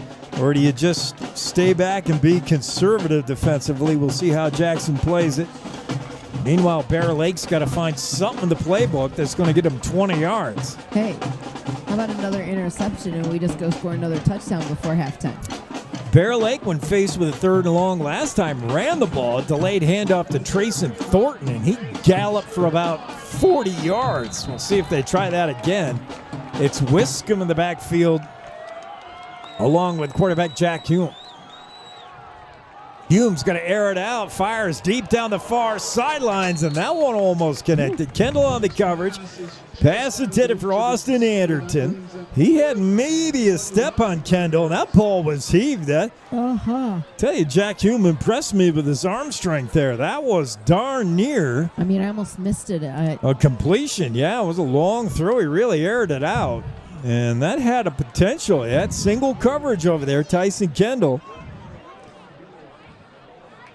But that play just misses, and it's 4th and 20. 33 and a half seconds. And it's Wiscombe to punt. Back to receive, Tyson Kendall standing at his own 45-yard line. And there's the kick, and it's going to be short. Kendall will let it bounce, and it'll die right there at the 49 of Bear Lake. So now if you're Jackson, 33 seconds to go in the half. You've got the one timeout. Do you go for something, or you just... I think you work on that running game, yeah, honestly. I was going to say, just do a couple You're running up 20, plays, yeah. see what happens. You're up 21. You get yards, great, but... Yeah, I'm not throwing it here. You've got a rushing game that's just been really laggy all season. You got to get a running game established. I would draw up your two best running plays here. Just call them back-to-back. They're going to spread it out. 2 receivers to the left, 2 to the right. In the backfield, it's Cosby. Back to throw, though, is Johnson. He's got Kendall in that seam. Again, Tyson Kendall has been open in that little seam pattern. The closest to him was Caleb Wiscombe, but that's going to be a first down. Jackson going to hurry to the line now and save that timeout. 1st and 10. Grant Johnson wants to throw again. Pressure, gets it over to Liam Logan. Logan gets a nice block from Beres. He's down to the 21 before he's dragged down. They got to call a time here. And they do. You see Coach Johnson saying he needs a timeout. They may put some time back on the clock. The clock showing 8 seconds. Jackson's out of timeouts. They got the ball at the 21-yard line of Bear Lake, so you got time for one play, possibly two. If you complete this, it's got to be out of bounds. If it's incomplete, you got another play perhaps. So you got to take a shot in the end zone here. Bear Lake's going to talk it over. This timeout to stop the clock also helps the Bears because they can talk about this defense. Realizing anything short of the end zone, Jackson cannot stop the clock. So Bear Lake's just got to keep everything in front of them. Make sure about the tackle. Jackson, meanwhile, can throw it short of the goal line and get some yards after catch, perhaps. Okay. But with 8 seconds, 27-6, a 21-point game. Bronx trying to add to it. So if we were wondering what they would try, they want more points. They're hungry. Yeah. Go for it. What do you got to lose? Yeah. So I would imagine number 1, Tyson Kendall, is going to attract some double coverage. We'll see if Jackson tries to go to maybe some other guy. It's Tyson Kendall in the slot on the right side, top of your screen. To his right is McPeak. Cosby and Logan on the bottom of the screen. Whistles now before the play, and they were looking for Kendall in that slot spot. Tyson Kendall in that seam route has just been wide open all game long, and Bear Lake has not been able to cover him. We'll see. This is movement before the snap, so going to push Jackson back even a little further. All right. They put some time back on the clock, 10.4 seconds. Jackson now with the ball at the 26-yard line. Oh. And a timeout by Bear Lake. With the timeout, we'll talk things over with our friends at Jackson Hole Ford this timeout. A good time to remind you that Jackson Hole Ford can help you find that perfect pre-owned vehicle. If you're looking for that Canyon Runner, the luxury family transportation, or that sporty weekend cruiser, put the folks at Jackson Hole Ford to work looking at any of their 6 dealerships, and they can also search nationwide to find exactly what you're looking for. Jackson Hole Ford sponsoring this timeout. Bear Lake now down to their final timeout. Jackson's out of timeouts. with 10.4 seconds on the clock. Bronx trying to add to a 21-point lead here just before we hit halftime. They would like a little bit more. Are they being greedy? Or is this a team that... Greedy? This is a team that scored just one touchdown last week and says, let's just go for it. Come on. I'm going to say it again. Let's go for it.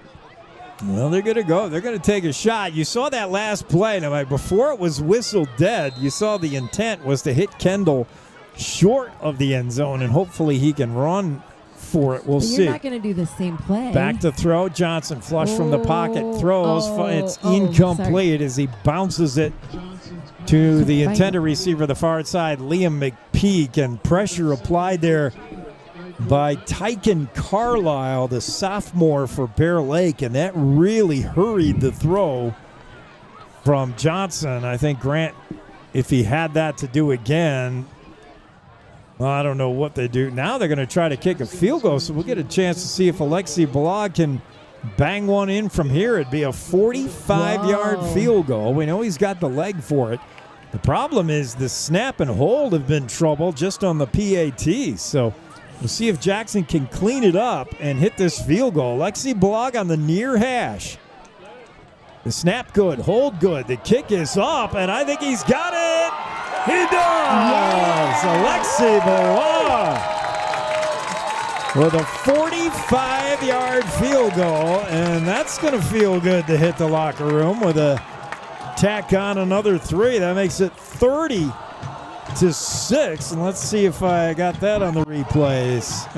Just the very end.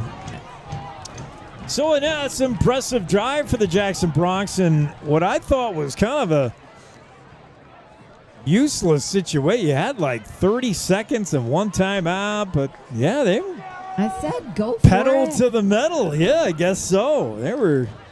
You gotta go for it. Jackson watching an offense that's been struggling last week in Buffalo, just the one touchdown. So, I guess the idea is feast and famine. Let's feast while we're feasting. And it's 30-6, although the points have not been put up on the board. It makes me nervous. Oh, wait.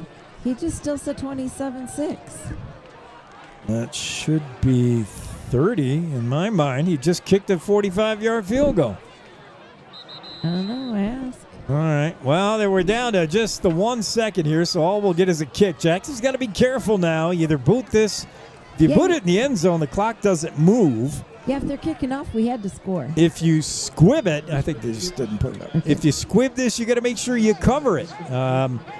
Bear Lake, the only opportunity they have is to run one back for a touchdown. This will be the final play of the half unless it's a touchback, which means the clock won't move. It's Anderson near side, far side is Wiscombe. We'll see who Balog kicks it to as he boots it. And he does want to squib it a little bit short here. That's going to go to Anderson. Anderson out to the 30. That's all, and that'll do it for the half.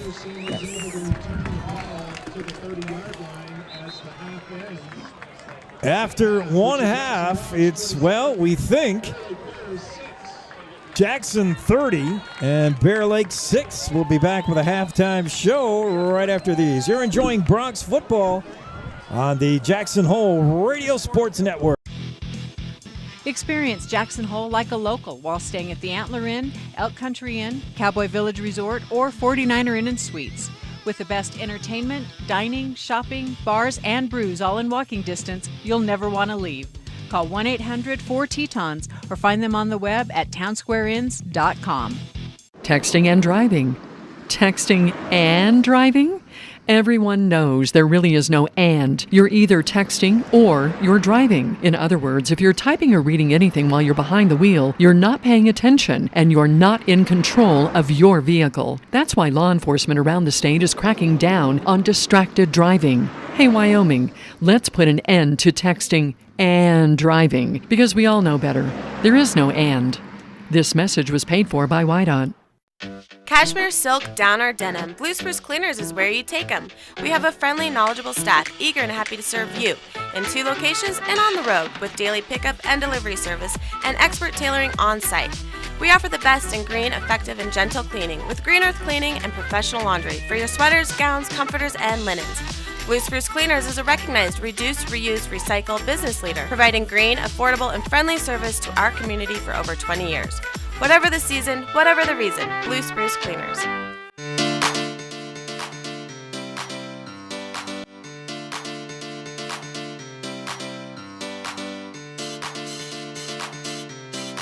Back to the broadcast booth. Jake, Kimmy, Jackson Hole Radio Sports Network as you get a visual look. Hopefully you're joining us visually. Sorry, I can't get all of them in. Yeah, there's a lot of them. Too many little ones there. Jackson Hole Cheer Squad. What do you call them? Dance team. Dance team is out there doing their thing at halftime. And right now, Jackson Bronx dancing all over the Bear Lake Bears. If the Bears had high hopes of coming in here and spoiling the day on senior night, so far that plan's not working. Jackson having none of it as the Bronx offense, which was MIA last week and even the week prior, has suddenly been found. 30 points in the half, and Jackson doing what they want to in the air. Now they're I'm going to be the glass half empty guy. Of course you are. Jackson's still unable to run the ball against a smaller team, and that's just the inability to rush is going to be problematic. Yeah, we don't want to tell too many people that, though.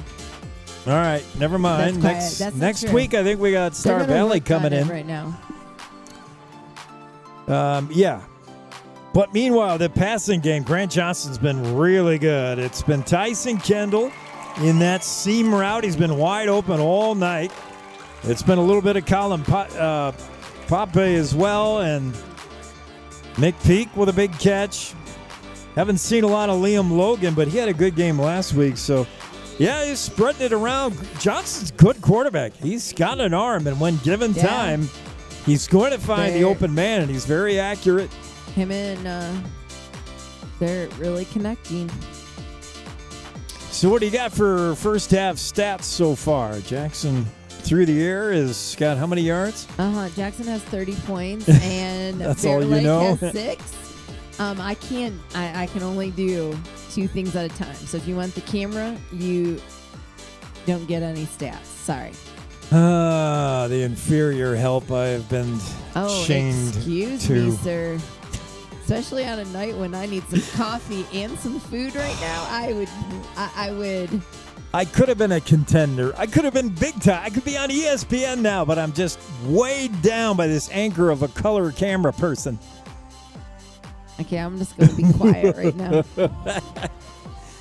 That's all I'm going to say. 30-6. I have some pregame stuff. I talked with Coach Johnson about senior night, and he talked a little bit about his seniors.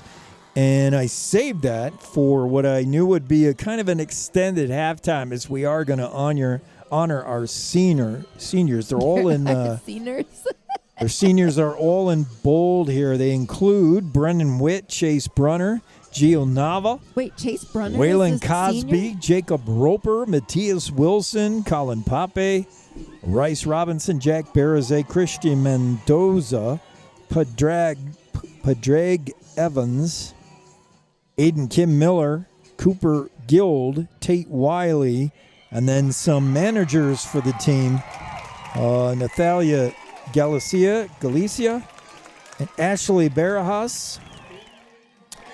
And I think that's the majority of seniors. We'll find out in a minute. We'll come back and we'll talk seniors after this quick break as the dance team wraps up. It's halftime. It's senior night, and it's all going Jackson's way. 30-6 over Bear Lake so far, with another half to play. Coming right back with senior night and honoring some of the Jackson seniors right after this. You're enjoying Bronx football on Jackson Hole Radio Sports Network. Experience Jackson Hole like a local. Recently renovated, the 49er boasts a new lobby, extended continental breakfast, indoor swimming pool, fitness facility, and 12-person outdoor hot tub. Located on Pearl Street, the 49er is just 3 short blocks from Jackson's greatest bars and restaurants, where you'll find your home away from home. Enjoy your time in Jackson as part of the Town Square Inns, and stay at the 49er Inn and Suites. High Country Linen Service has grown with its state-of-the-art facility to be the premier rental service for linens, uniforms, and entry mats. High Country Linen also provides wholesale janitorial supplies, paper products, and earth-friendly cleaning supplies to Jackson Hole, Teton Valley, and beyond. Call 733-2638 or come see us at 355 North Glenwood. On the web at highcountrylinen.com.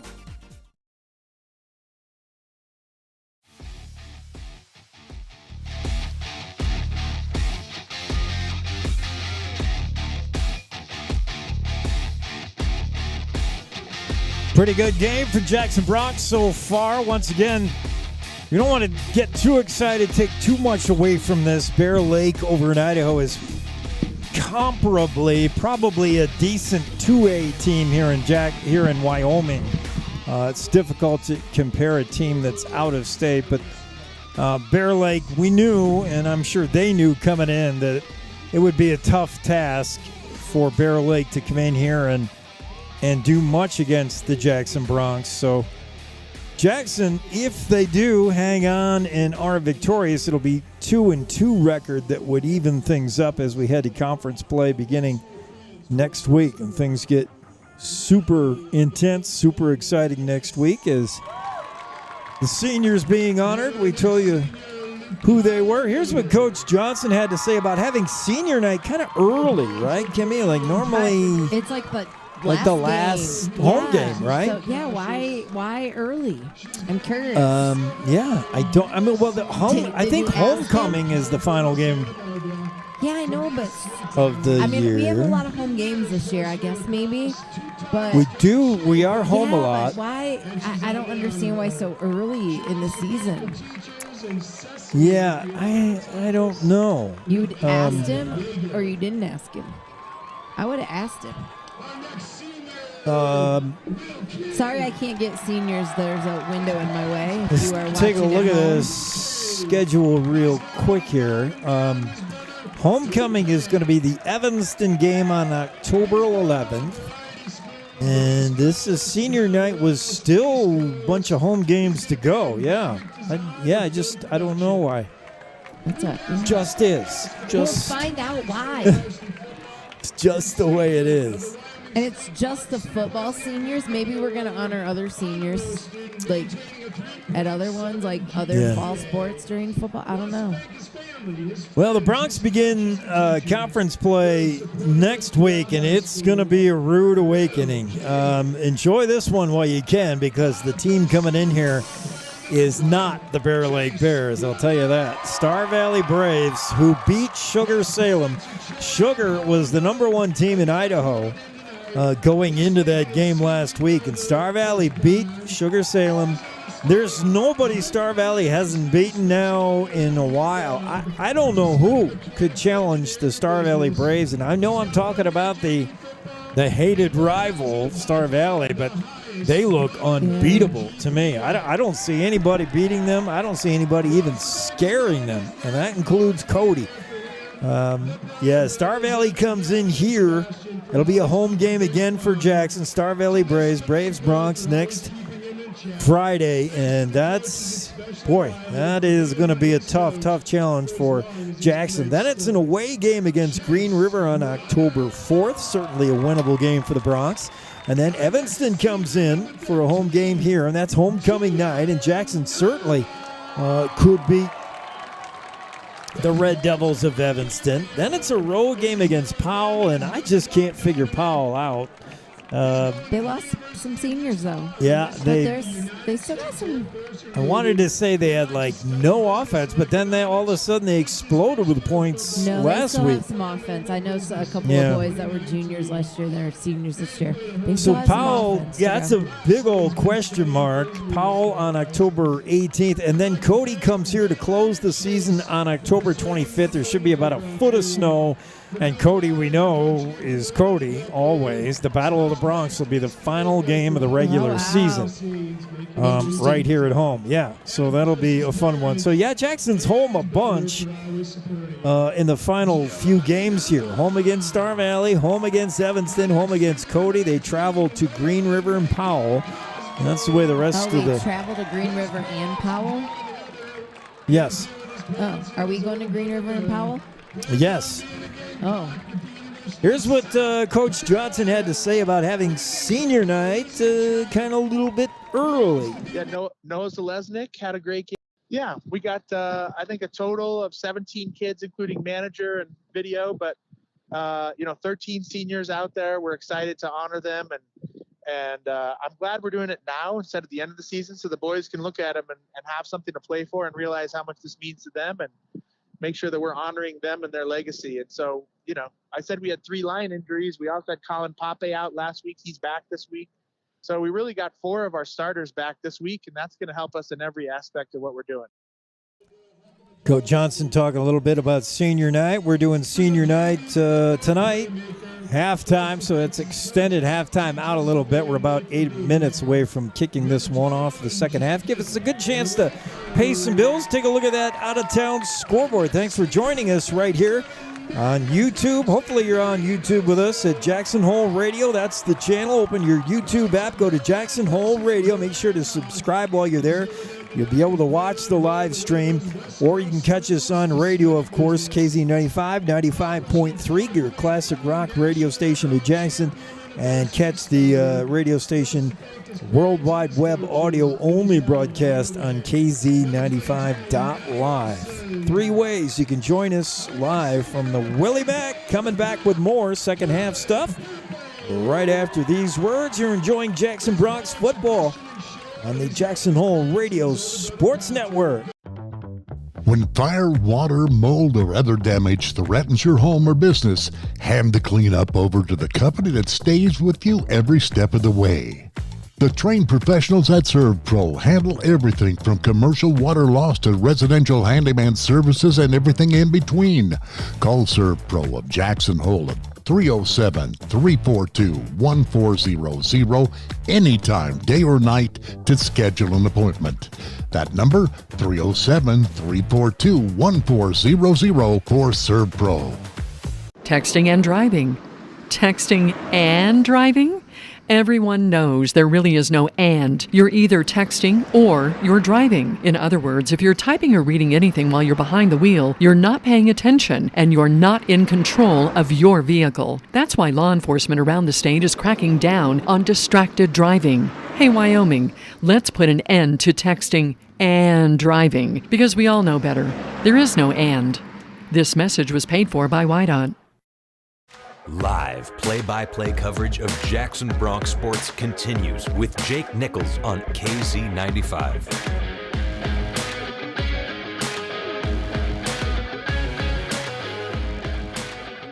Jake Kimmy live at the Max, senior night. Seniors being honored here at halftime. Jackson up on Bear Lake 30-6 at the half. It's been a good game for the Jackson Bronx. They've done most of the damage through the air. Defense has been good, giving up a couple of big plays, but otherwise pretty decent outing again with the Jackson Bronx. Taking a look at the out-of-town scoreboard elsewhere in the 3A at the half. Cody rolling it up on Buffalo 42-3. That game at the half. Powell leads Douglas 20-7 in the third quarter. And Riverton 14-0 over Green River in the third. Lander and Evanston tied at a touchdown apiece. That one also in the third quarter. And Star Valley, I'm trying to see where they're at, where they're playing. Star Valley is struggling a little bit with Teton. That game just underway in the first. 6-0 Star Valley Braves lead the Teton Timberwolves. That game being played right over the hill. In Driggs, okay. In Driggs, yeah. 6-0 in the first quarter just underway. So, I think it's kind of what we thought in the 3A if you're handicapping. Star Valley, by far the bully on the block. Maybe Cody will have a little something for him. I don't know. And then it really drops off. I don't think Buffalo is all that great in the number 3 spot. Obviously, they're getting hammered by Cody. I don't think Douglas is really worthy of a 3 rank either. Douglas did not impress me a whole bunch. I mean, it just drops off. And Powell's having a kind of a rebuild year. So it's Star Valley, Cody in the rearview mirror, and then nobody. Evanston, Jackson. So what you're saying Riverton, is they're all kind of. playoffs is going to be like a Star Valley Cody game. Playoffs is, the first round of the playoffs, Star Valley is going to just beat the heck out of number 4. I know what I'm just saying is like a state final. You're saying when it gets Star down Valley to the state Cody. championship? Yeah. Okay. You can already schedule it now. Star Valley Cody. Yeah. And his younger sister Mia is with him. Not quite sure what he's going to do, but I know I'm going to crush it. He wants to go. Is that Wiley on the mic? That's got to be him yelling. That is, but how's he up here announcing? Because he's got to be down there. No, he's down on the field because that wireless mic sounds terrible. I know him because. There he is. I see him. he is. Yep, I see him too. Because he's got a senior. His That's senior's right. going to be the last one walking. Tate Wiley with an ankle injury. We hope he gets back in the lineup before the season ends. I got to talk to him. He's in the boot. Yeah, I talked to him a little quick, and I'm like, I don't like this, Tate. And he goes, me neither. And that's all that we said to each other. Who does, huh? All right, we'll take one more break. When we come back, we should be ready to kick this one off as a host of seniors are honored tonight. Senior night, and it's always cool to see these. And at least we don't have to say goodbye right away. They're going to get a few more games. I like that. Like you're introducing, like, hey, these guys are playing their last season. Right. We'll see plenty more football out of these seniors and all the rest of this team as well. Jackson up 30-6 over the Bear Lake Bears. We're halftime here in Jackson, Wyoming, coming back with the second half. Right after these words, you're enjoying Bronx football on Jackson Hole Radio Sports Network. High Country Linen Service has grown with its state-of-the-art facility to be the premier rental service for linens, uniforms, and entry mats. High Country Linen also provides wholesale janitorial supplies, paper products, and earth-friendly cleaning supplies to Jackson Hole, Teton Valley, and beyond. Call 733-2638 or come see us at 355 North Glenwood. On the web at highcountrylinen.com. Experience Jackson Hole like a local. Recently renovated, the 49er boasts a new lobby, extended continental breakfast, indoor swimming pool, fitness facility, and 12-person outdoor hot tub. Located on Pearl Street, the 49er is just 3 short blocks from Jackson's greatest bars and restaurants, where you'll find your home away from home. Enjoy your time in Jackson as part of the Town Square Inns and stay at the 49er Inn and Suites. You're watching and listening to live coverage of Jackson Hole High School sports on KZ95.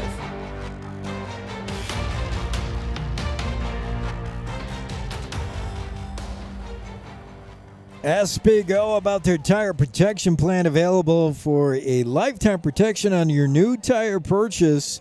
Jackson's largest selection of name brand tires, including Falcon, Michelin, BF Goodrich, Toyo, and, of course, their own famous Big O brand tires. With the best warranty in the business, find them at the Target Plaza. Big O Tires sponsoring the scoreboard, which is looking pretty good for Jackson. 30-6 over Bear Lake, and I still, Kimmy, don't get an idea that we know what kind of team Jackson is, because it's the win over 2A Glen Rock. It's It's beaten up on the Bear Lake Bears, which are probably kind of a 2A team over in Idaho. But it's, two teams that I think are barely better than Jackson, if I'm going to handicap it, are Douglas and Buffalo. Like, barely. I'm like, we played good against and them. we could have, should have beat both of them. So, yes, and then, right after Buffalo and Douglas, I think are the mess of everybody else. Jackson, Evanston, Riverton. I think on any given day, any of those teams can beat any. They're all kind of right in there in the middle of the pack. Buffalo and Douglas, by default, are kind of just in that next tier, but not by much. Mm-hmm. And Jackson played with Buffalo every step of the way. Yep. Could have beat Douglas if not for about 300 yards and penalties. Yeah, we won't talk about I think we moved the whole distance of the field with penalties. That's all I'm going to say against Douglas. Yeah, we totally did. So, not that they would have been conference wins or, part of the conference, the 3A West play that goes into your record for ranking, to determine how you're going to seed for playoffs, those games would not have meant anything. But they're important trying to figure out where you are. And Jackson was that close. And maybe next year, with a few more seniors, a little more familiarity with the offensive and defensive systems put in by new head coach Keith Johnson, those are different games, but just so close. So I don't know if any of that helps you when your 2 wins come over Glen Rock and Bear Lake and you got to face Star Valley next week. I mean, you're going to have a little bit of confidence, but it might fade fast. The Braves, I don't want to be Debbie Downer, but the Braves are that good. I mean, they're just that. And it's not, Star Valley's saying the same thing when we go to play them in soccer. They're crying about how good we are. Yeah, that's true. So it all depends. Basketball, we're a little more even, but when it comes to football in the year 2024, Star Valley is a juggernaut. And next week, you and your words. I don't know if we got enough. I can see the scoreboard now, and it's only got two-digit places. No, we might need a third for Star Valley. Man, I haven't seen that. They might break 100. Yeah, I mean, I don't know. No, they're not going to break 100. I mean, they're good though, and so. I mean, their coaches got. I mean, you're going to go up. That you've got different players to play to give experience there, but that doesn't. I mean, it doesn't mean I've seen a lot through the years. Sometimes you step up when you play those teams, and so maybe Jackson steps up and plays a better game next week against Star Valley. Maybe, better team brings out the best in you. Could be. Could be. I mean, maybe we give Star Valley a run for their money, and I'm going to go with a surprise. Let's surprise them. Sounds good. My cup is not just half full; it's full and overflowing all the time. So I'm going to go with, hey, who's to say we could, and there's still a possibility that we surprise everyone and we win next week. My glass was half empty, and then a Star Valley Brave player took it, stole it, threw it on the ground, and smashed it, stomped it. I don't even have a glass anymore. No. All right. It's full, it's overflowing, and we got a chance every week that you go out there. I mean, the saying that says any given Sunday, any given Friday night under the lights. Yeah, it'll be fun. We'll find out. I think we'll get a better idea where we stand. What I'm starting out to say is I just don't know how good a team this Jackson is because I just can't compare. I guess Buffalo and Douglas were the 2 best tests. They were losses for Jackson, but again, so close good. And could very well have been wins. So Played well. I think we're every bit in the conversation after Star Valley Cody. I think you talk about Buffalo, Douglas, Riverton, Jackson, Evanston, Green Ridge. So I think we're right in there. But the record not quite showing it. Jackson 1-2 coming into this one. A win tonight would even them up at 2-2. Meanwhile, Bear Lake kicking off now, and we're underway here in the second half. Short kick going to an up back. Woo. And a return out to the Jackson 36-yard line. That's Noah Zalesniak with a return, the up back. Blocking back on the kicking team, but handles the ball well there. We know he has hands. He's the other tight end in the twin tight end set. It's Colin Pape and Noah Zalesniak. Ball out to the 37. Jackson will take over 1st and 10. Just underway here in the second half. Bronx up by 24 in this one. They've done a lot of the damage through the air. Good passing attack as Grant Johnson gets the snap, wants to throw. No, a delayed handoff up the middle. Cosby bounces off one tackler and picks up 3. It'll bring up 2nd and 7. Cosby still looking for room. There just wasn't a lot in there, but he stayed on his feet. And he got some yards. And picked up 3. I like the play call. I think, as successful as you've been throwing, certainly that delayed handoff had Bear Lake thinking pass. See, and you're up, so go ahead and work on that running. Johnson surveys things, going to throw near side. Got Liam Logan caught and out of bounds with the first down. At just shy of midfield, and a good play there. That's the first time Liam Logan's been targeted, I believe. And a good catch. Ball right out to midfield. Jackson on the drive again here. 11:15 to go in the second half. Just underway in quarter three.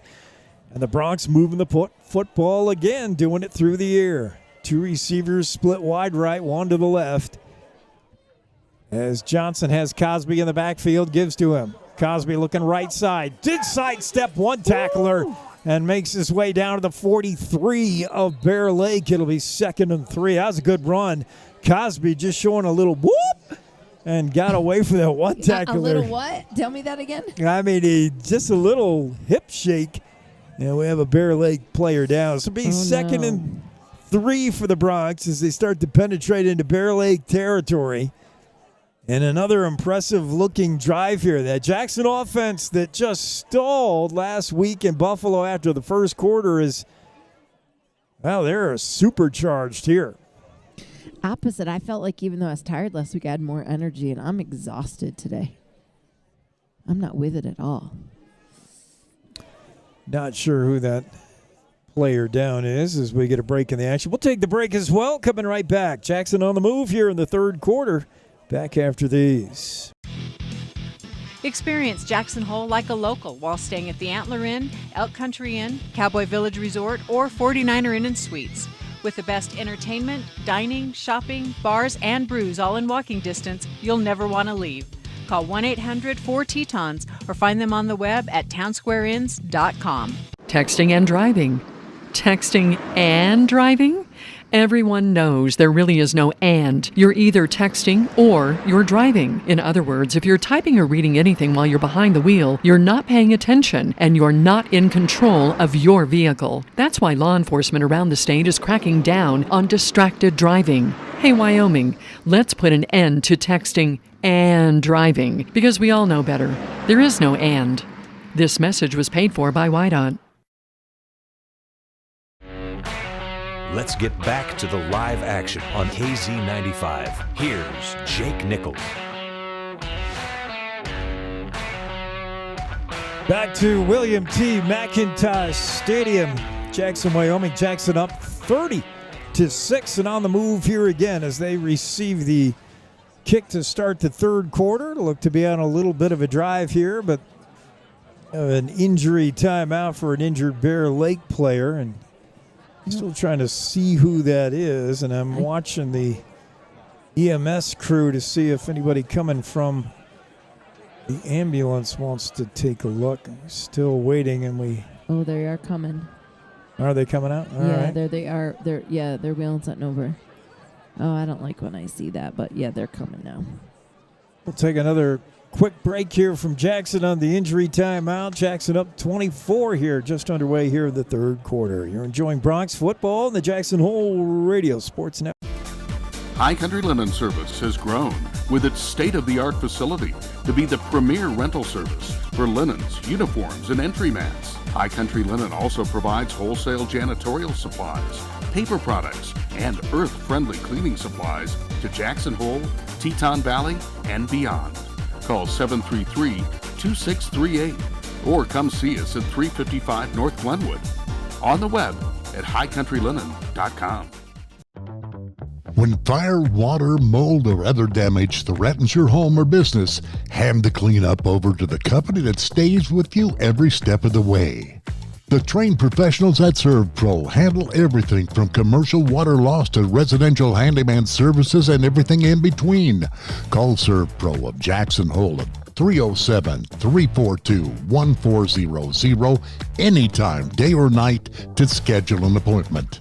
That number, 307-342-1400 for ServPro. Cashmere, silk, down, or denim, Blue Spruce Cleaners is where you take them. We have a friendly, knowledgeable staff eager and happy to serve you in 2 locations and on the road with daily pickup and delivery service and expert tailoring on site. We offer the best in green, effective, and gentle cleaning with Green Earth Cleaning and professional laundry for your sweaters, gowns, comforters, and linens. Blue Spruce Cleaners is a recognized reduce, reuse, recycle business leader, providing green, affordable, and friendly service to our community for over 20 years. Whatever the season, whatever the reason, Blue Spruce Cleaners. Here's your voice of the Jackson Bronx, Jake Nichols on KZ95. Back to the MAC. Just underway here in the third quarter. Jackson Bronx on the move, and we have an injury timeout. I have to update my slideshow. These are old Bronx pictures from old guys who aren't. Yeah, you need to check around. with Will King. I think he's still taking pictures and stuff. Oh, out really? there. Yeah. So we have a source potentially for. I'm friends with him on Instagram. There's so Andrew let's see if there's a Hanna. way Yeah. get some, because I think you I got to get some updated. need some updated pictures. Photos from my slideshow. I mean, things change a lot in high school. Seniors are gone. The coach is gone. Hopefully, we've settled on a coach now that's going to be around for a while. Head coach Keith Johnson, in his first year, has instituted a whole new offensive system, a whole new defensive system. Nikki Six. I remember when he was here. Yeah. The good old days. So, Bear Lake player being attended to by the EMTs, EMS from St. John's. And you couldn't be in better hands when you talk about the local hospital here. Just had the opportunity to spend a night not long ago. Nope, about 3 weeks maybe. Can't wait to get the bill for that. But they're the care at St. John's, top notch. I mean, I felt good enough to leave you there. You just abandoned me. Second day of school. Thanks so much. Let's think about that one.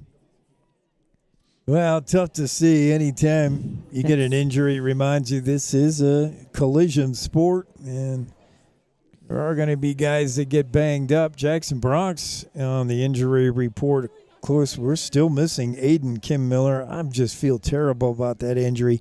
AKM put in a ton of work in the offseason, Coach Johnson said, and really this was going to be his year. He's just a dominant lineman on both sides of the ball. And he worked so hard in the weight room, and he was ready. He was ready for a season, and then the ACL, he went down in I believe, week 0 or maybe week 1 early in the season, and that ACL is going to keep him out all year. Tate Wiley went down last week with the ankle, and he's in the boot. We hope he gets back. Cullen Pape was hurt for the Buffalo game, and he's a weapon. As a catching tight end and as on defensive side of the ball, Pape's somebody. So Bronx dealing with some injuries, but they get back a guy that we haven't seen yet, and I'm not sure, he was not eligible to play, so I don't know if that's academic or what that is, but Jacob Roper, listed as a wide receiver, but we've seen him. We knew that his number one jam is linebacker. He's a good defensive player. He's already made some big plays, including a key interception. Yep. Jacob Roper has been a good one of the seniors that was honored at halftime. So it's cool to see this new kid, Roper. And we will take another break here and hopefully get back to football. Still don't have an ID on that player, that Bear Lake player. I could not see who that was down, but we'll try to get to that, get you that as soon as we know, just in case we have some Bear Lake listeners and viewers listening in. I know there's an SVI Crew 4. SVI covers Bear Lake. They have a crew next door. They may have gotten an ID, and probably most of our Bear Lake Bears fans are listening and watching that broadcast. But we'll see if we can get an ID number when we come back. More words from our sponsors as we take another break here. Third quarter, Jackson up 30-6 at the MAC. Hey Bronx fans, do you want the best security for your home or business? Well, call the local experts today at Mountain Alarm, a proud part of Pye Barker Fire and Safety. Mountain Alarm provides world-class fire, security, life safety, and surveillance, teamed with unmatched customer service and the highest-rated 24/7 monitoring. With our state-of-the-art systems, you can get text or email alerts in the event of an alarm or view live and recorded video on your smartphone, tablet, or computer. You can also remotely control your thermostats, lights, locks, garage doors, and so much more. Call 307-733-5844 or visit mountainalarm.com today to get a free assessment and no obligation quote on a new or upgraded system for your home or business. Your home for Jackson Hole High School sports is KZ95. Let's get back to the game.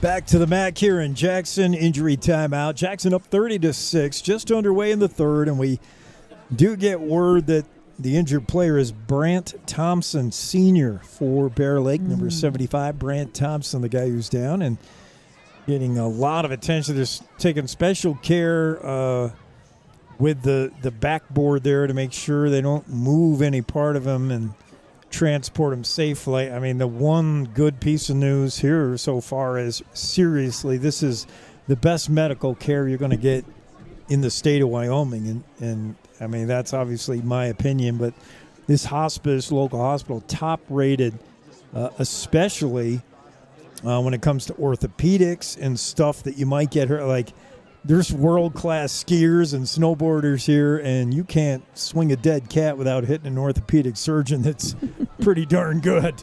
There's a lot of them to choose from. So, I mean, the best of care is available. I would venture to say better than you'll get in Montpelier, Idaho. Not that there's anything wrong with Montpelier, but great local hospital here as Thompson is finally being moved off the field. I saw a video earlier today. I was trying to look for information about Bear Lake and where their program is and their coach and stuff. And I saw a cute little video, and it was they interviewed a bunch of players on their way out to practice for Bear Lake, and they said, "Who's the smartest guy on your team?" And everybody had an answer, and they were kind of different answers. Well, everybody sort of did, but the majority of the players said Nolan, without a doubt. Nolan. I'm like, who the heck is Nolan? Nolan George, the senior, 5'9", 200-pound.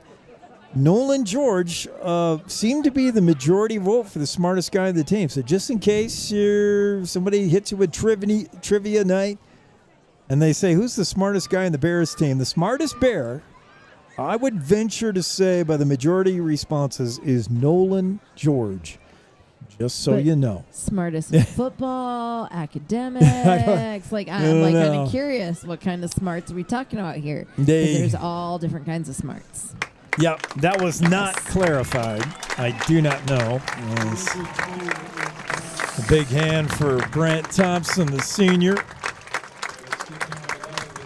I've only seen someone leave at a sporting event like that, high school, 3 times in my life. Once when I was in high school. Well, we saw Hannah. I know. Andrew Hannah carted off. Once when I was in high school, but both times have been right here. Once Andrew Hannah last year, and now our friend from Bear Lake. Scary. Our thoughts are with Brant Thompson. We hope it is nothing serious. Obviously, the utmost of caution is taken. Absolutely. If you have any kind of injury, and a lot of times in football, it's a stinger. It's something that sort of stings you in the neck or your shoulder. If any kind of thing where you don't feel like getting up, then they're going to put you on the board. And they're going to carry you off very, very carefully. So right. I had a pinched nerve once and couldn't feel my legs, and I remember in a car accident, they laid me out on that neck brace, the whole shebang.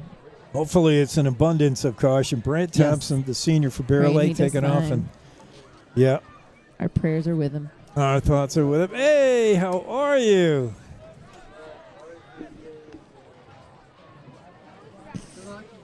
So, it's always tough emotionally for players to rebound. Physically, they're all out there jogging, trying to get the blood moving again and warm back up when we resume. It's 2nd and 3 for the Bronx with 11:05 to go in the third. Both teams stretching it out now, and referees are going to give both teams time to really do some calisthenics. Is that an old word? Calisthenics? Hey, Marcus. Yeah, buddy. Marcus stopping in the booth. Come see us. Yeah, they're just both teams trying to run around and get warm back up here. Calisthenics, huh? Sure. I think that's Am I making up words again? No, it's a real thing. I just I'm just saying, are you showing your age right now, or is it something we still use? I don't know. I'd say that I say they're wearing sneakers when one of them falls off. Like, he lost a sneaker. There's nobody under 20 that knows what a sneaker is. But, I guess a little, there's probably a high school rule for that. I'm sure it's in the referee handbook. What do you do after a long injury timeout? It's probably a, quick 5-minute warm-up, I would imagine. Quarterback's throwing, everybody's running. You were kneeling down for a while. Yeah, you want to make sure that nothing, Yeah. I'm going to get back warmed up, ready to go.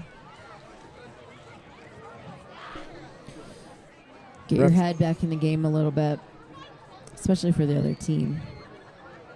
Yeah, it's tough when you watch one of your mates go off. You're thinking about that, and you want to play for him, and it's tough on the other team too, visiting team. It's always, or the home team in this case, but the other your opponent. It's always tough. It's a reminder. What's in the back of your mind always is potential for injury, and then it just comes to the forefront when you actually have the injury. And a reminder for everybody that football is not badminton. It's up there with hockey in a collision sport, and there's going to be guys who are going to suffer injuries. Hopefully this is a minor one.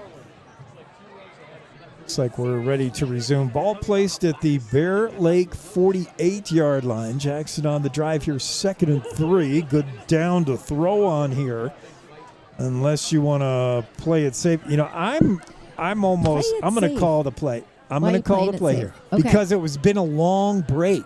Okay. And I think to get your kid's head back in the game, you call something simple, straight ahead run to Cosby. You let your blockers block. You just come firing right out here, straight ahead to Cosby. Okay. I think you don't mess around. There is a snap, and it's going to be a flip to Cosby. He almost dropped it, stiff arm, and will not get away. That's going to be no gain, and a nice tackle by Ammon Topham, the senior, 5'10", 135-pound. He came up from his corner position, and despite the stiff arm from Cosby, just made the tackle. Good play. And the Bronx face now with a 3rd and 3. Is that gain? Nothing.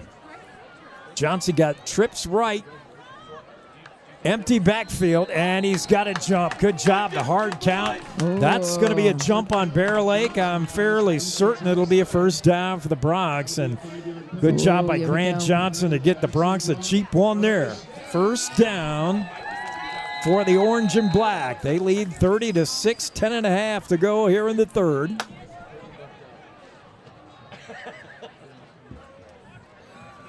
As Jackson sets up with a fresh set of downs. Ball at the Bear Lake 38-yard line. Again, they're going to go empty backfield. Johnson trips right, same formation. Looks like they're going to throw. Johnson upset now that he tries a hard count again and doesn't get a jump, so now he's going to have to run it. Johnson looking, got a man near side. Tyson Kendall caught, gets away from one tackler down to the 20-yard line for a first down. Jackson. I just like that combination. That was Tate Ewing that Kendall just put a move on after the catch and left Ewing in the dust. I mean, woo! He was there 1 minute and gone the next. He was like a vapor. It was like the cartoon trail, when a cartoon character takes off and it's just the dust frame of his body. It was Kendall was there 1 minute. Ewing went to put his arms around him, and there was nothing but powder. He was gone. 9:57 to go. Jackson again on the move. First down inside the 20 to the 19-yard line to the Bear Lake. Logum split wide to the left. It's Kendall wide right. The snap, and it's going to be a design run. That's the Wildcat. That's Kendall. Ooh. And he's dragged down at the 5. That was Kendall the whole time. I I got to check my eyeballs. I said he was lined up wide right. He was quarterback, and that was a Wildcat snap to Kendall. That's the first time this year we've seen Coach Johnson dial that up, recognizing the speed of Tyson Kendall and having him just take the direct snap and run.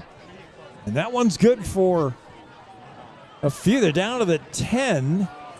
That was good for 8. Yeah, 9. It's 2nd and 1. Johnson with one man in the backfield. It's Cosby. Waylon Cosby plows ahead. He's very close to the first down, but I think he is just short. It's going to be inches.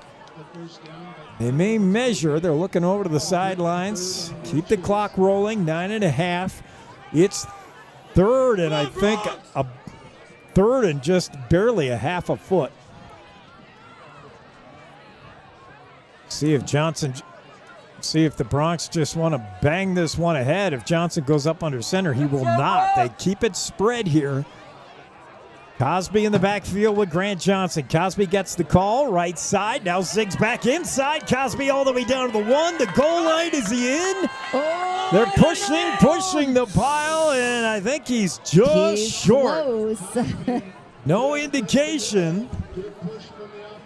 Waylon Cosby, that was a nice. Cosby was looking right tackle and then took a sidestep, cut it back inside, and made good room there. That was Waylon Cosby's best run of the night, in my opinion. 1st and goal from the 1-foot line. Just under 9 minutes to go. Jackson trying to add to a 24-point lead.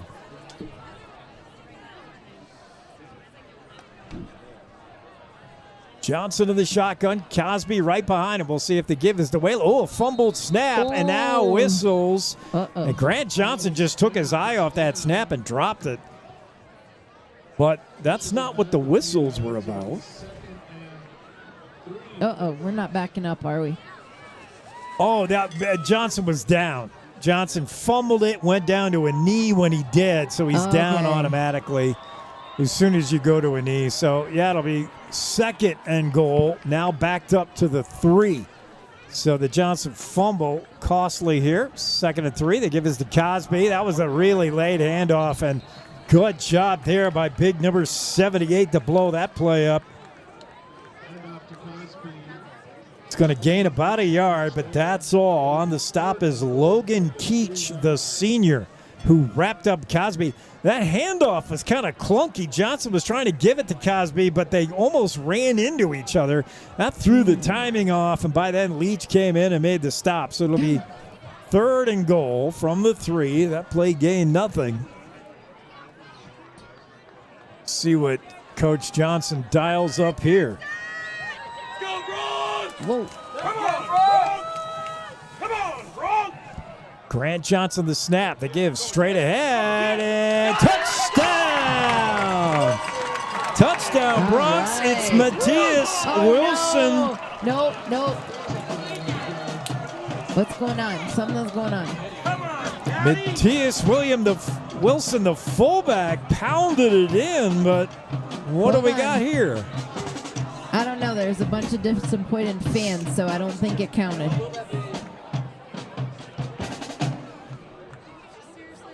Matthias Wilson will run the fullback every once in a while. He got the handoff there, and he would not be denied as he pounds his way in. 36-6 if this stands, and nobody knows what's going on. Yeah, maybe it was just something afterwards. I don't know. Everyone looked really disappointed, and I was like, what? Yeah, they're going to kick this extra point. Grant Johnson takes the name. We're ready for the PAT. Is on to kick it is Alexi Balak. Come on, Bronx! Be smart! Penalty on Jackson after the play. After the play, of course, that's been a problem for the Bronx all year as the extra point is no good. He missed it wide right. Well, that looked good from here, but maybe I can't see through the window. Well, Jackson's had their problems with point afters. There's the 3rd miss. The 3rd inability to get the extra point. And this from Balak, who kicked a 45-yard field goal to close out the first half. 36-6, Jackson leads. A penalty after the touchdown will be assessed on the kickoff. So it should give Bear Lake good field position. And yet again, the Bronx after scoring a touchdown, get a penalty. What are they doing, Kimmy, after these touchdowns? Are they talking about how great they are?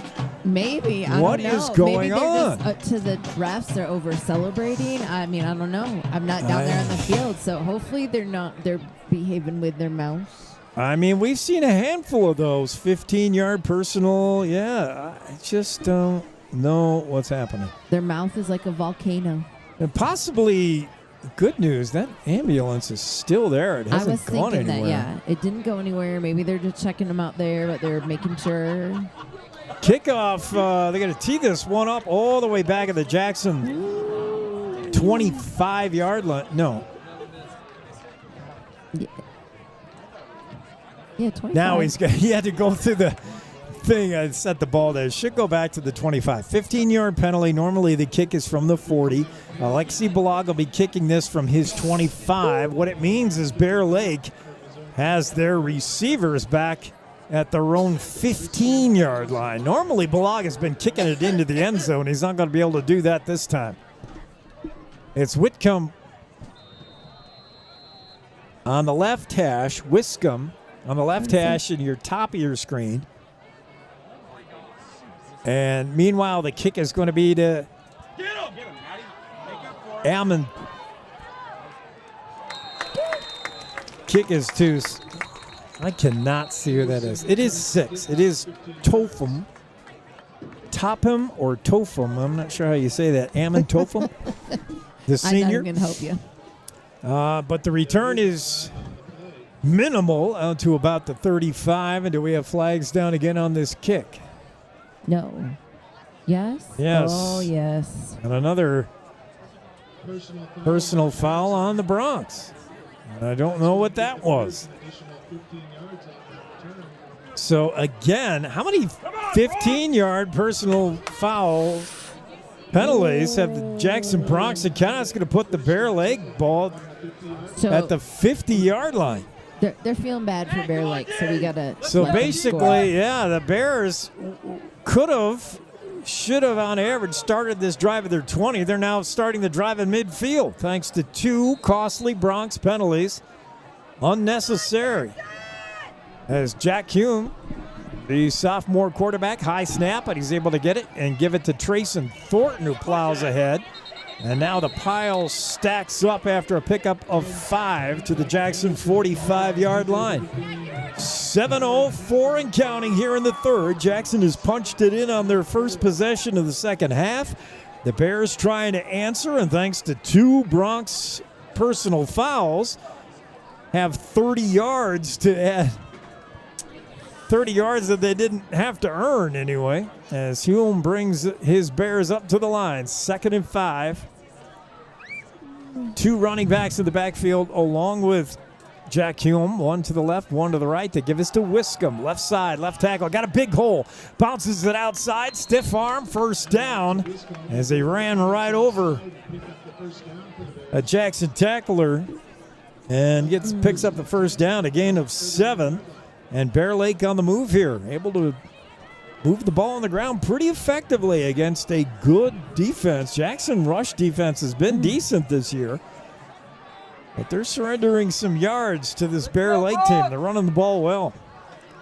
Just inside the 40, Jackson 39-yard line. Bear Lake, Hume going to hand off again, and big hit right away. And I believe that's Rice Robinson trying to get a number. That was a big hit. No, that was,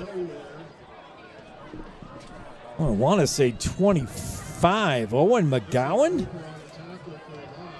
Was that McGowan? I think. I can't see that far.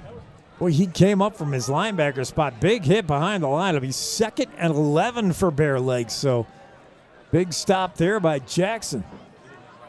Back to throw. Got a man wide open, caught, first down, and piled up inside the 30 to the 28-yard line. It'll be a first down, Bear Lake, and the catch made by Caden Anderson, I believe. And Bear Lake putting a drive together here. Courtesy of 30 yards of Bronx penalties, but now Bear Lake trying to do it on their own, and they're moving the ball.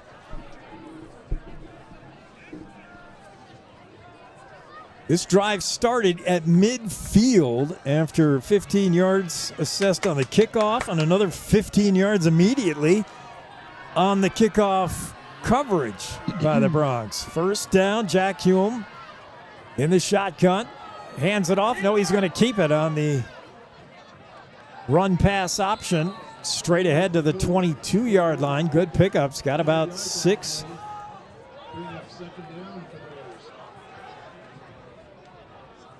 We said in the pregame this quarterback Jack Hume's got good speed. So far, he has not been allowed to run wild. It's been Wiscombe and Thornton who have had a pretty good rushing game for the Bears. 2nd and 5 for Bear Lake.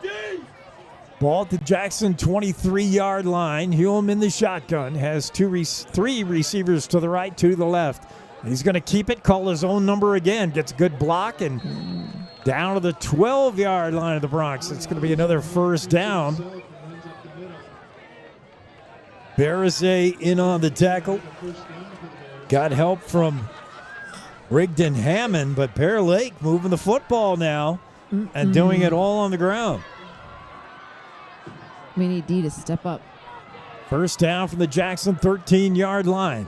Bear Lake trying to get back into this one. They trail 36-6. But making a little noise here. In motion is Mikos. And the ball is down on the ground. A fumble by Wiscombe. Meanwhile, there's flags everywhere. The ball's recovered by the Bronx. They're dancing around, and now it's going to depend on who the flag is on. As Wiscombe coughed it up, the junior. Don't start celebrating too soon, boys. Just because we can't afford a penalty either from celebrating. See who that penalty is on. Bear Lake that is play back. Play was going nowhere. It was going to be no gain, maybe a loss of a yard, and then Wiscombe lost the handle. Jackson recovered, holding Bear Lake. Oh, but a face mask on Jackson. So never mind the fumble. Those 2 penalties will wash out. And it'll bring up another 1st and 10. 3:47 to go in the third. Ball still at the Jackson 13-yard line. Bear Lake on a drive here, trying to answer Jackson's touchdown to begin the third. As Jack Hume comes in with a play from the sidelines. See what the Bears choose to do here. They've been able to run with good success. They've got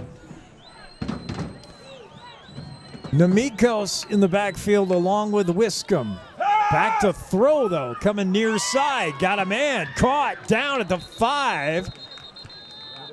And that's a completion to Caden Anderson, the junior. And another flag down, though. That's going to be on Bear Lake, so erase that passing play. We're walking this away. And what would have been a first down for Bear Lake, costly penalties are going to put them back to the 5-yard penalty to the 18-yard line of Jackson, bring up a 1st and 15. So the pass play to Caleb Anderson is erased on the Bear Lake penalty, and they'll have to try it again.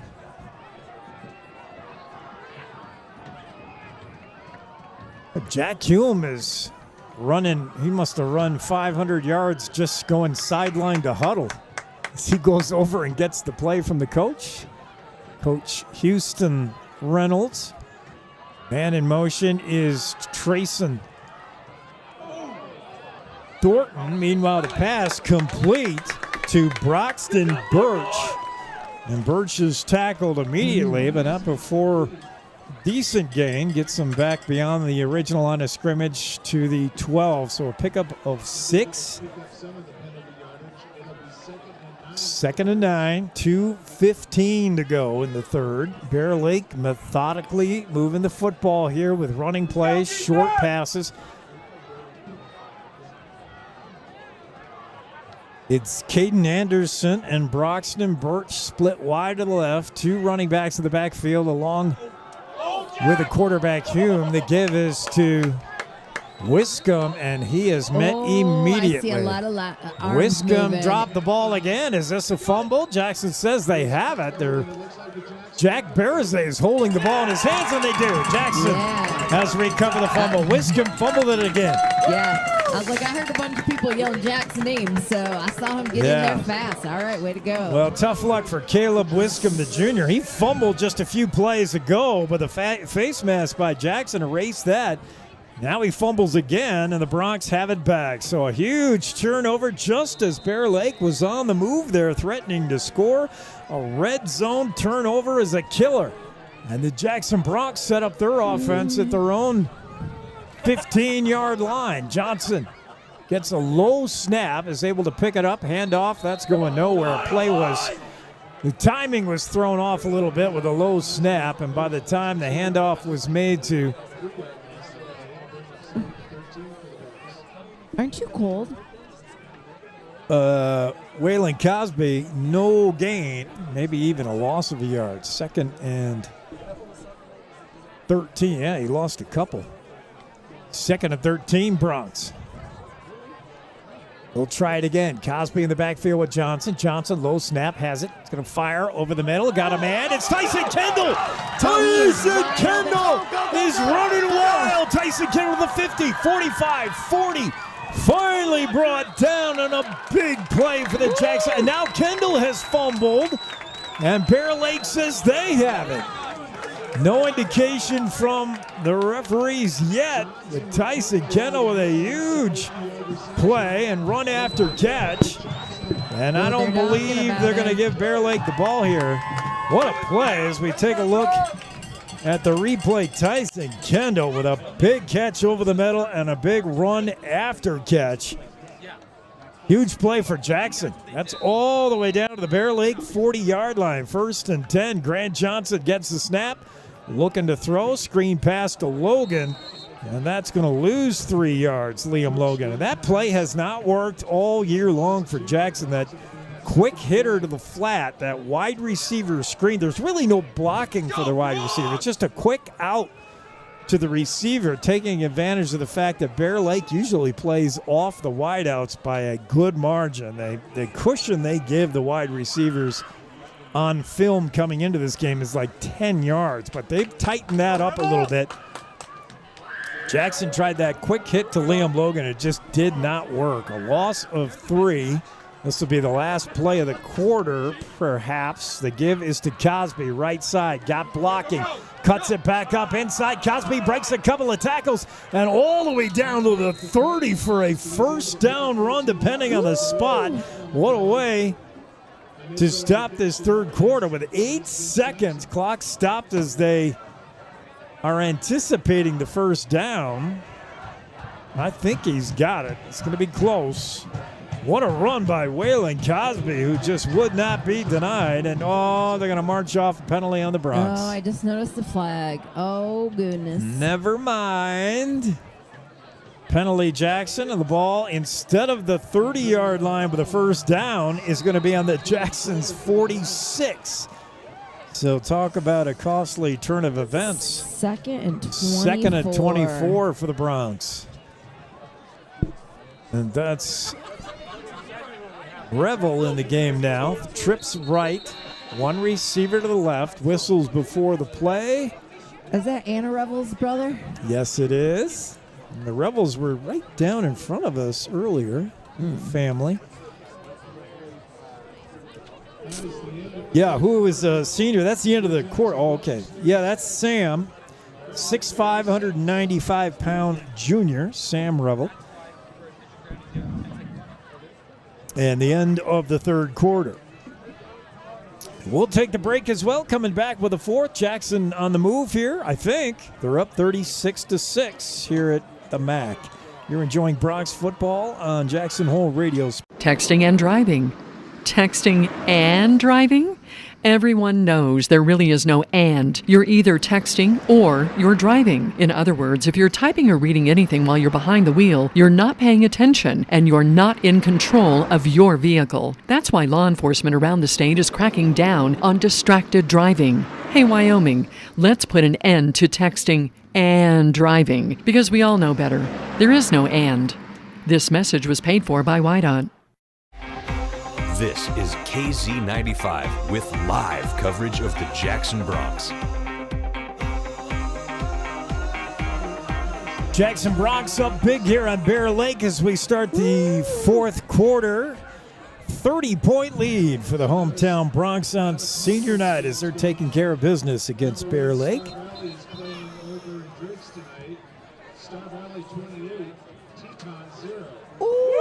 Star Valley Braves lead the Teton Timberwolves 28-0 now. It just took them a while to get started, but once they did, the Teton's a pretty good football team. Yep. But Star Valley's that good. As we switch sides, Grant Johnson, empty backfield. Barks for the snap, doesn't get it. I think he was trying to hard count, trying to get an easy 5. Not going to happen. He's got trips left, but he's looking right. Pass, he wants it all. Tyson Kendall. It's good! Tyson Kendall with a big completion. And Grant Johnson dropped a dime on Kendall. Oh, man, was that ball right there. I'm liking that. Let's take a look at the replay. This pass was right on the money. Tyson Kendall got behind the coverage and is dragged down at the 5-yard line. 1st and 10 Bronx. 1st and goal, for the Jackson Bronx. That play has been big all year long. Johnson to Kendall.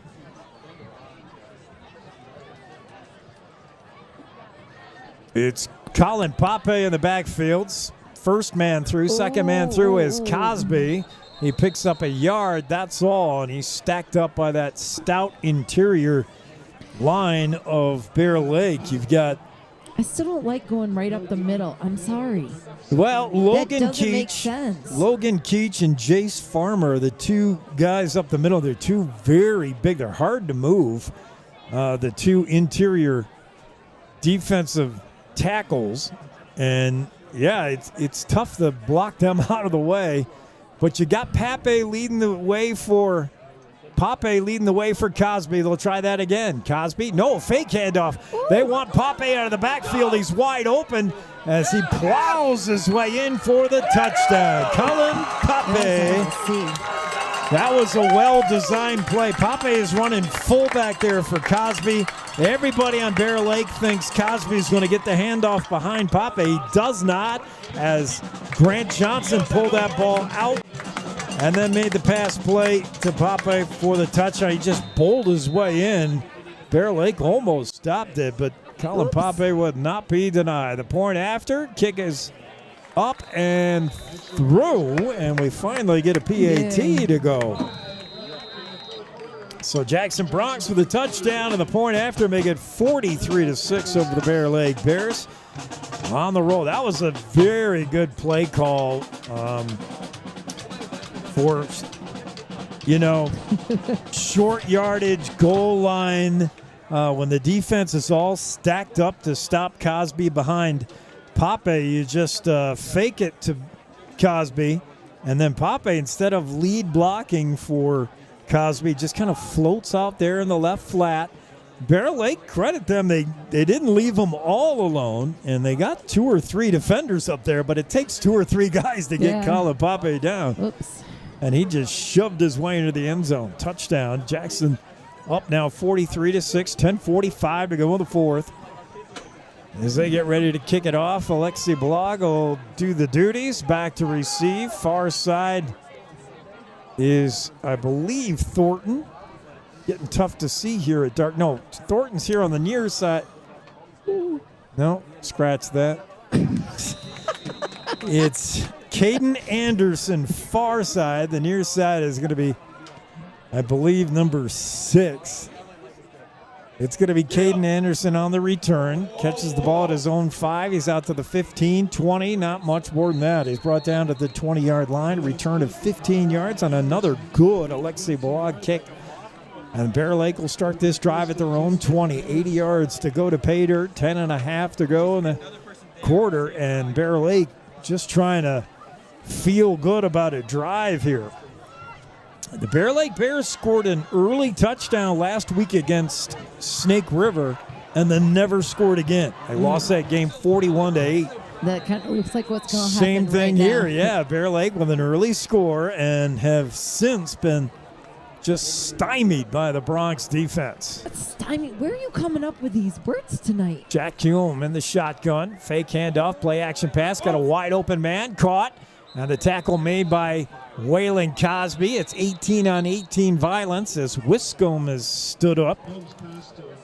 Pickup of about 6, 2nd and 4 for Bear Lake out to the 26-yard line.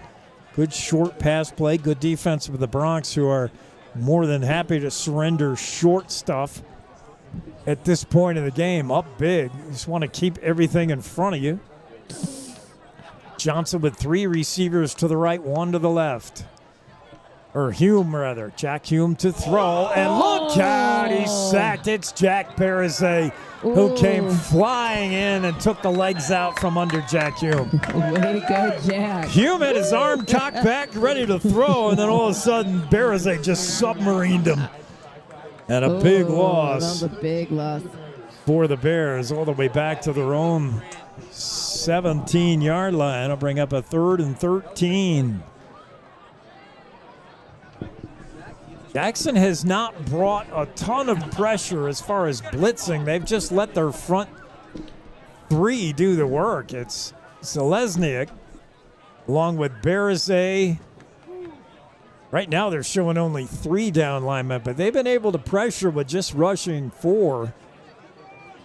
As Bear Lake comes out with 1 receiver to the left, 2 to the right. Now a man in motion, that's Wiscombe. Back to throw is Hume. And they wanted a wide receiver screen, but the ball is dropped by Caden Anderson. And tough break. Caden was looking up to see where his blocks were and forgot to secure the football. 8:58 to go. And with the incompletion, Bear Lake now facing a 4th and long, and they're going to have to punt from their own end zone. Things not going well for the Bears. Bronx will send 1 man deep to return this kick. That's going to be not Tyson Kendall. Yeah, they're giving someone else a try here. Try to figure out who that is, as the Jackson punter is going to be, or the Bear Lake punter is going to be Wiscombe, standing at his own 3-yard line. And the kick is partially blocked. And it's going to take a fortunate Bear Lake roll to all the way out to the 41. Yes, somebody got a hand on that. It was Cosby back to receive for the Bronx, by the way, but he never had a chance to do anything with that ball because it's partially blocked, but a good Bear Lake roll all the way out to the 41, so you can't ask more than that for Bear Lake. It's fortunate. Yeah. Sorry about that, people at home.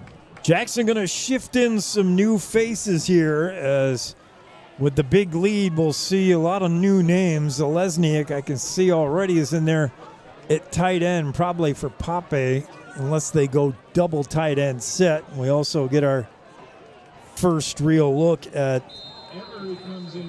Garrett Seals, and we do get a new quarterback. Oh. And that's going to be the backup quarterback, Ace Emery, the sophomore. So Jackson bringing in some new faces. Emery hands off, left side, pickup of 3 on the carry, and that's Manny Carrillo, the junior running back. Carrillo's got a burst of speed I've seen on film. He hits the hole fast. 2nd and 7, pickup of 3. Jackson at the Bear Lake 38-yard line. Ace Emery comes in from the sideline, got a new play. See new linemen out there as well. A lot of fresh faces in there for Jackson as Ace Emery brings him up. He's in the shotgun with, again, Correa in the backfield with him. Emery, fake handoff, play action pass, and throws out the sidelines, incomplete. Intended for Garrett Seals, pass a little bit off the mark. Seals could not come up with it, incomplete. 3rd and 7, clock stopped at 8:09.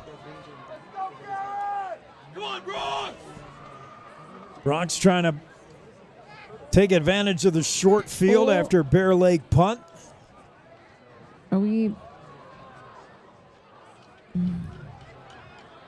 And they're going to march off penalty on the black and orange. What's this one? I don't know. Holding. That's what I thought. I was like, didn't I see something?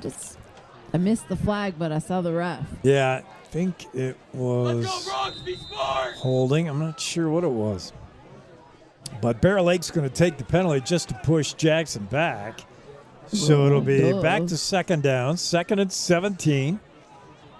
Ace Emery throwing situation here. Are they going to let Ace air one out or not? I don't know. He's got Liam Logan split wide to the left at the top of your screen. Chase Brunner wide to the right at the bottom of your screen. Emery wants to throw. Now he flips it, and that didn't fool anybody. That was a blown play, I think. Emery was just trying to unload it and gave it to Manny Carrillo, who was immediately swarmed under. It'll be 3rd and long now for the Bronx. That was I believe, a busted play. Something didn't go the way Emery thought, and he thought about running, and he said, well, Manny's right there. Let him take the hit. And he just sort of shoveled past to Manny Carrillo, who got swarmed.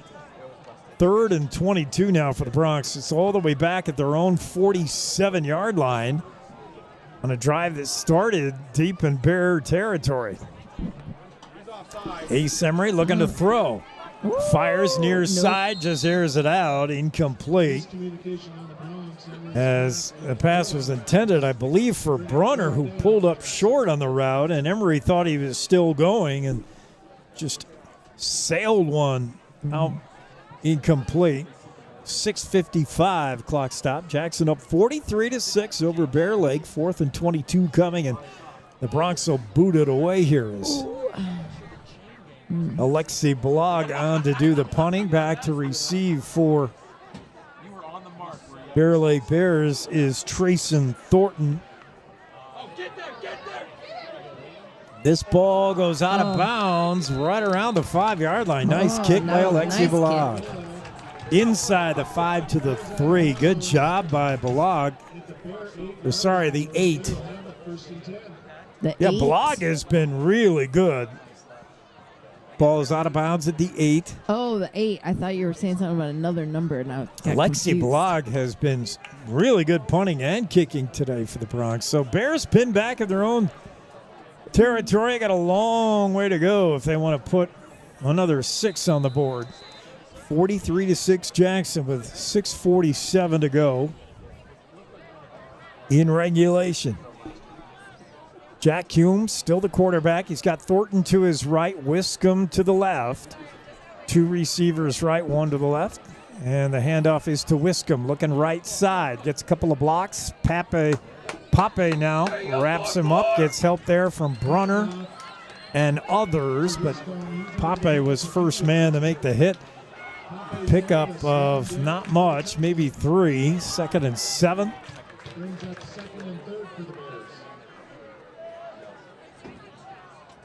Clock continues to run. Bear Lake trying to put together a kind of a game-ending drive here, just a feel-good drive for the trip home to Montpelier, Idaho. Bear Lake has had it rough here in Jackson as the Bronx, coming off 2 losses, they were ready to put a whooping on whoever walked into this stadium. Jack Hume wants to throw. Flush from the pocket. Fires.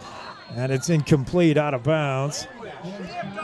Hume was feeling the heat from behind. I think he had eyes in the back of his head. He knew it was coming. His intended receiver, I believe, was Amon Topham, but that pass was overthrown. It'll bring up 3rd and 3 now for Bears.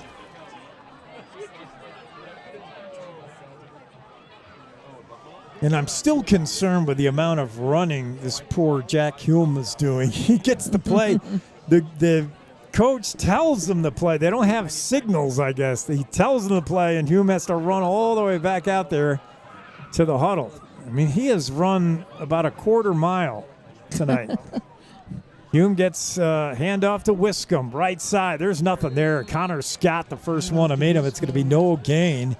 Good job by Scott to just wrap up Wiscombe. Scott goes 6'4", 225. And Wiscombe maybe is $170. That'll bring up 4th and 3, and the Bear Lake Bears can ill afford to go for it here. You got to kick it. Waylon Cosby back to receive, and the Bear Lake Bears will punt. Wiscombe will do the kicking duty, standing at his own 1. Gets the snap. Kick is off. We'll see if Cosby can handle it. He will not. He'll let it bounce once, twice. Now it almost hit Cosby, and it might have. And Waylon just jumps on it. I think he had to. I think that ball hit him. Cosby, you've got to, if you're going to get out of the way, you got to get out of the way, Waylon. He was just sort of watching that and wondering. Well, maybe he didn't think it was going to come over to him. Well, that's the thing about a football. It's not shaped. It's not a soccer ball. You don't know where that thing's going to bounce. Cosby was just sort of watching it, just trying to play chaperone, and then the thing hit him in the shin, and he's like, I got to fall on this. Ouch. I mean, if you're not going to field it, get out the way.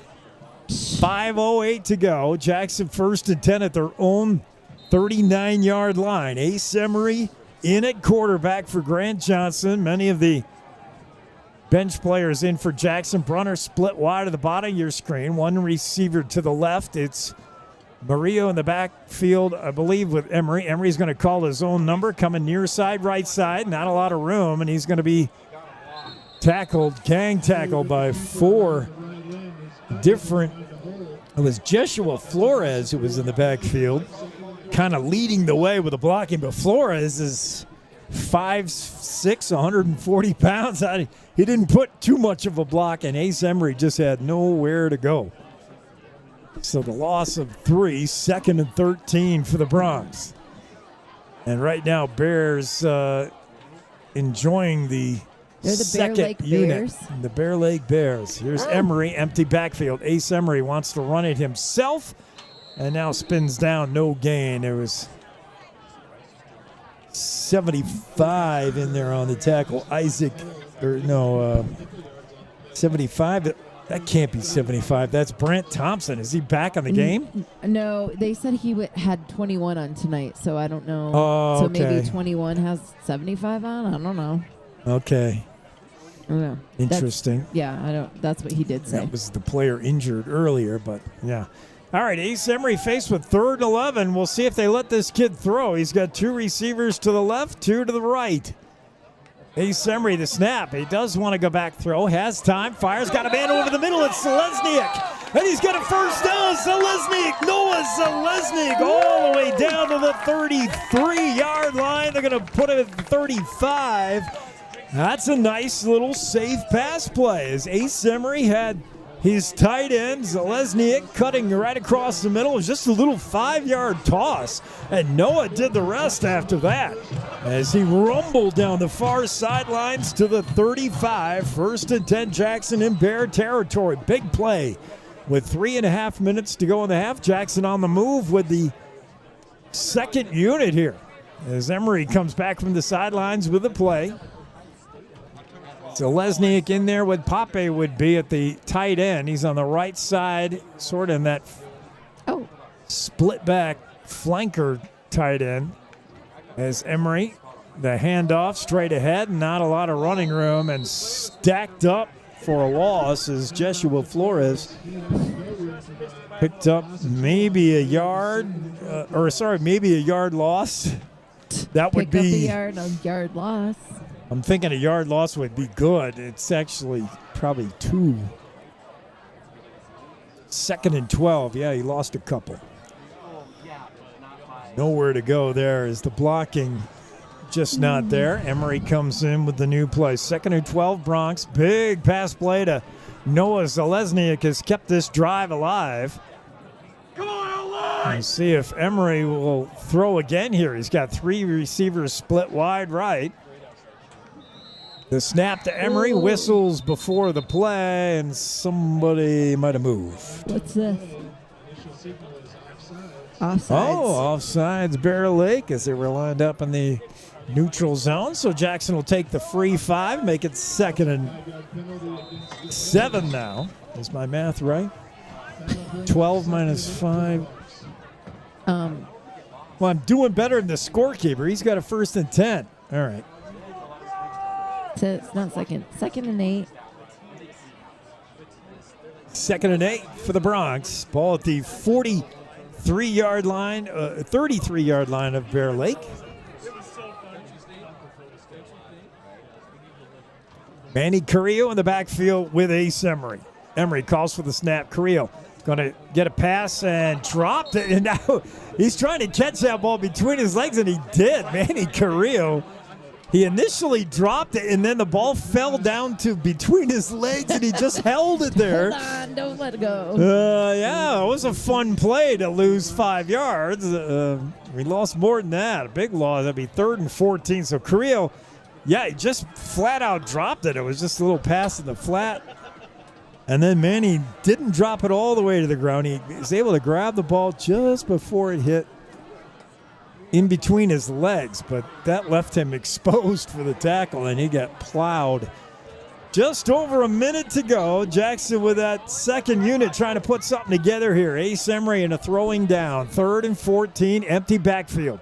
Emery to throw. Now he's going to roll left. Designed run. I think it's a run all the way. Emery's going to be tackled out of bounds just inside the 35 to the 34. They say he did not get out of bounds. Clock continues to roll. Emery had a blocker out front. It was Diego Maris who was kind of leading the way for him, but it's just too much yards to gain there. So 4th and 9. Jackson will probably run this last play rather than punt. 30 seconds. They don't have time to run it, let the clock run. They're going to just run this last 4th down play. There goes the black hole. Black hole is exiting the stands, getting ready to swarm the field here. And Jackson's acting like they don't have to run a play here unless they're going to take the delay of game. Clock down to 10 seconds, and they're not lining up. And maybe this will be. Maybe they can run it out, and they do. Yes, they do, yeah. That's the ball game. So the Jackson Bronx, after a 2-game losing streak, put that in the rearview mirror and get a big win here at home. Jackson, final scores, you see the Gatorade bucket going. That's Tate Wiley leading the charge on his bum ankle. Tate, you better just take it easy, man. I think they got one coach. They tried. Final score, Jackson 43, Bear Lake 6. Yeah, we'll just wrap it right up here because Kimmy looks cold. My arms are cool. What do you got for, let's do player of the game for Bear Lake. Who'd you like over there? They had a tough time, that team. I know. I'm going to go the quarterback, Holmes.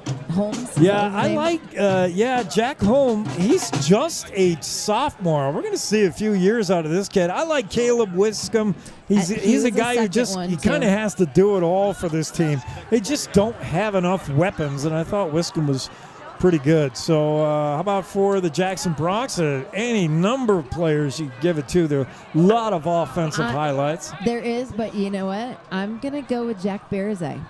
He had that big interception. Yeah. Or fumble recovery. Yeah. And then the sack. He had a couple of sacks, so couple of big stops. That last sack right there, and then that fumble recovery at the end.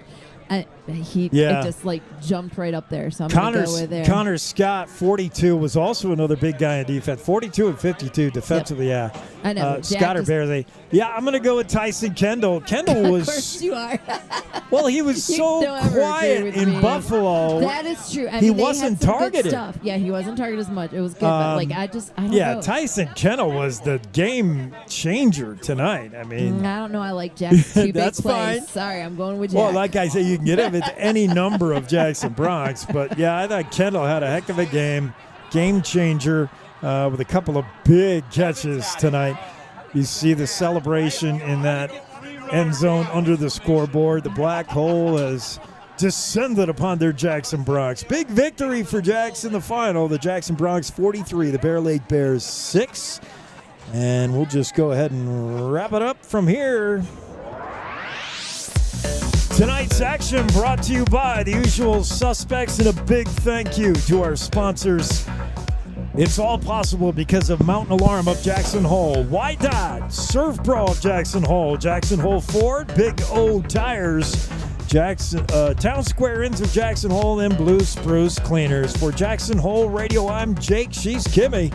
And we'll see you next week right here. We're not going anywhere. Let's just stay right here in the Crow's Nest and just dare Star Valley to come in here after this big win. All right, let's go. See you next Friday right here with the Max, Star Valley Jackson. Until then, we wish you and yours a safe night.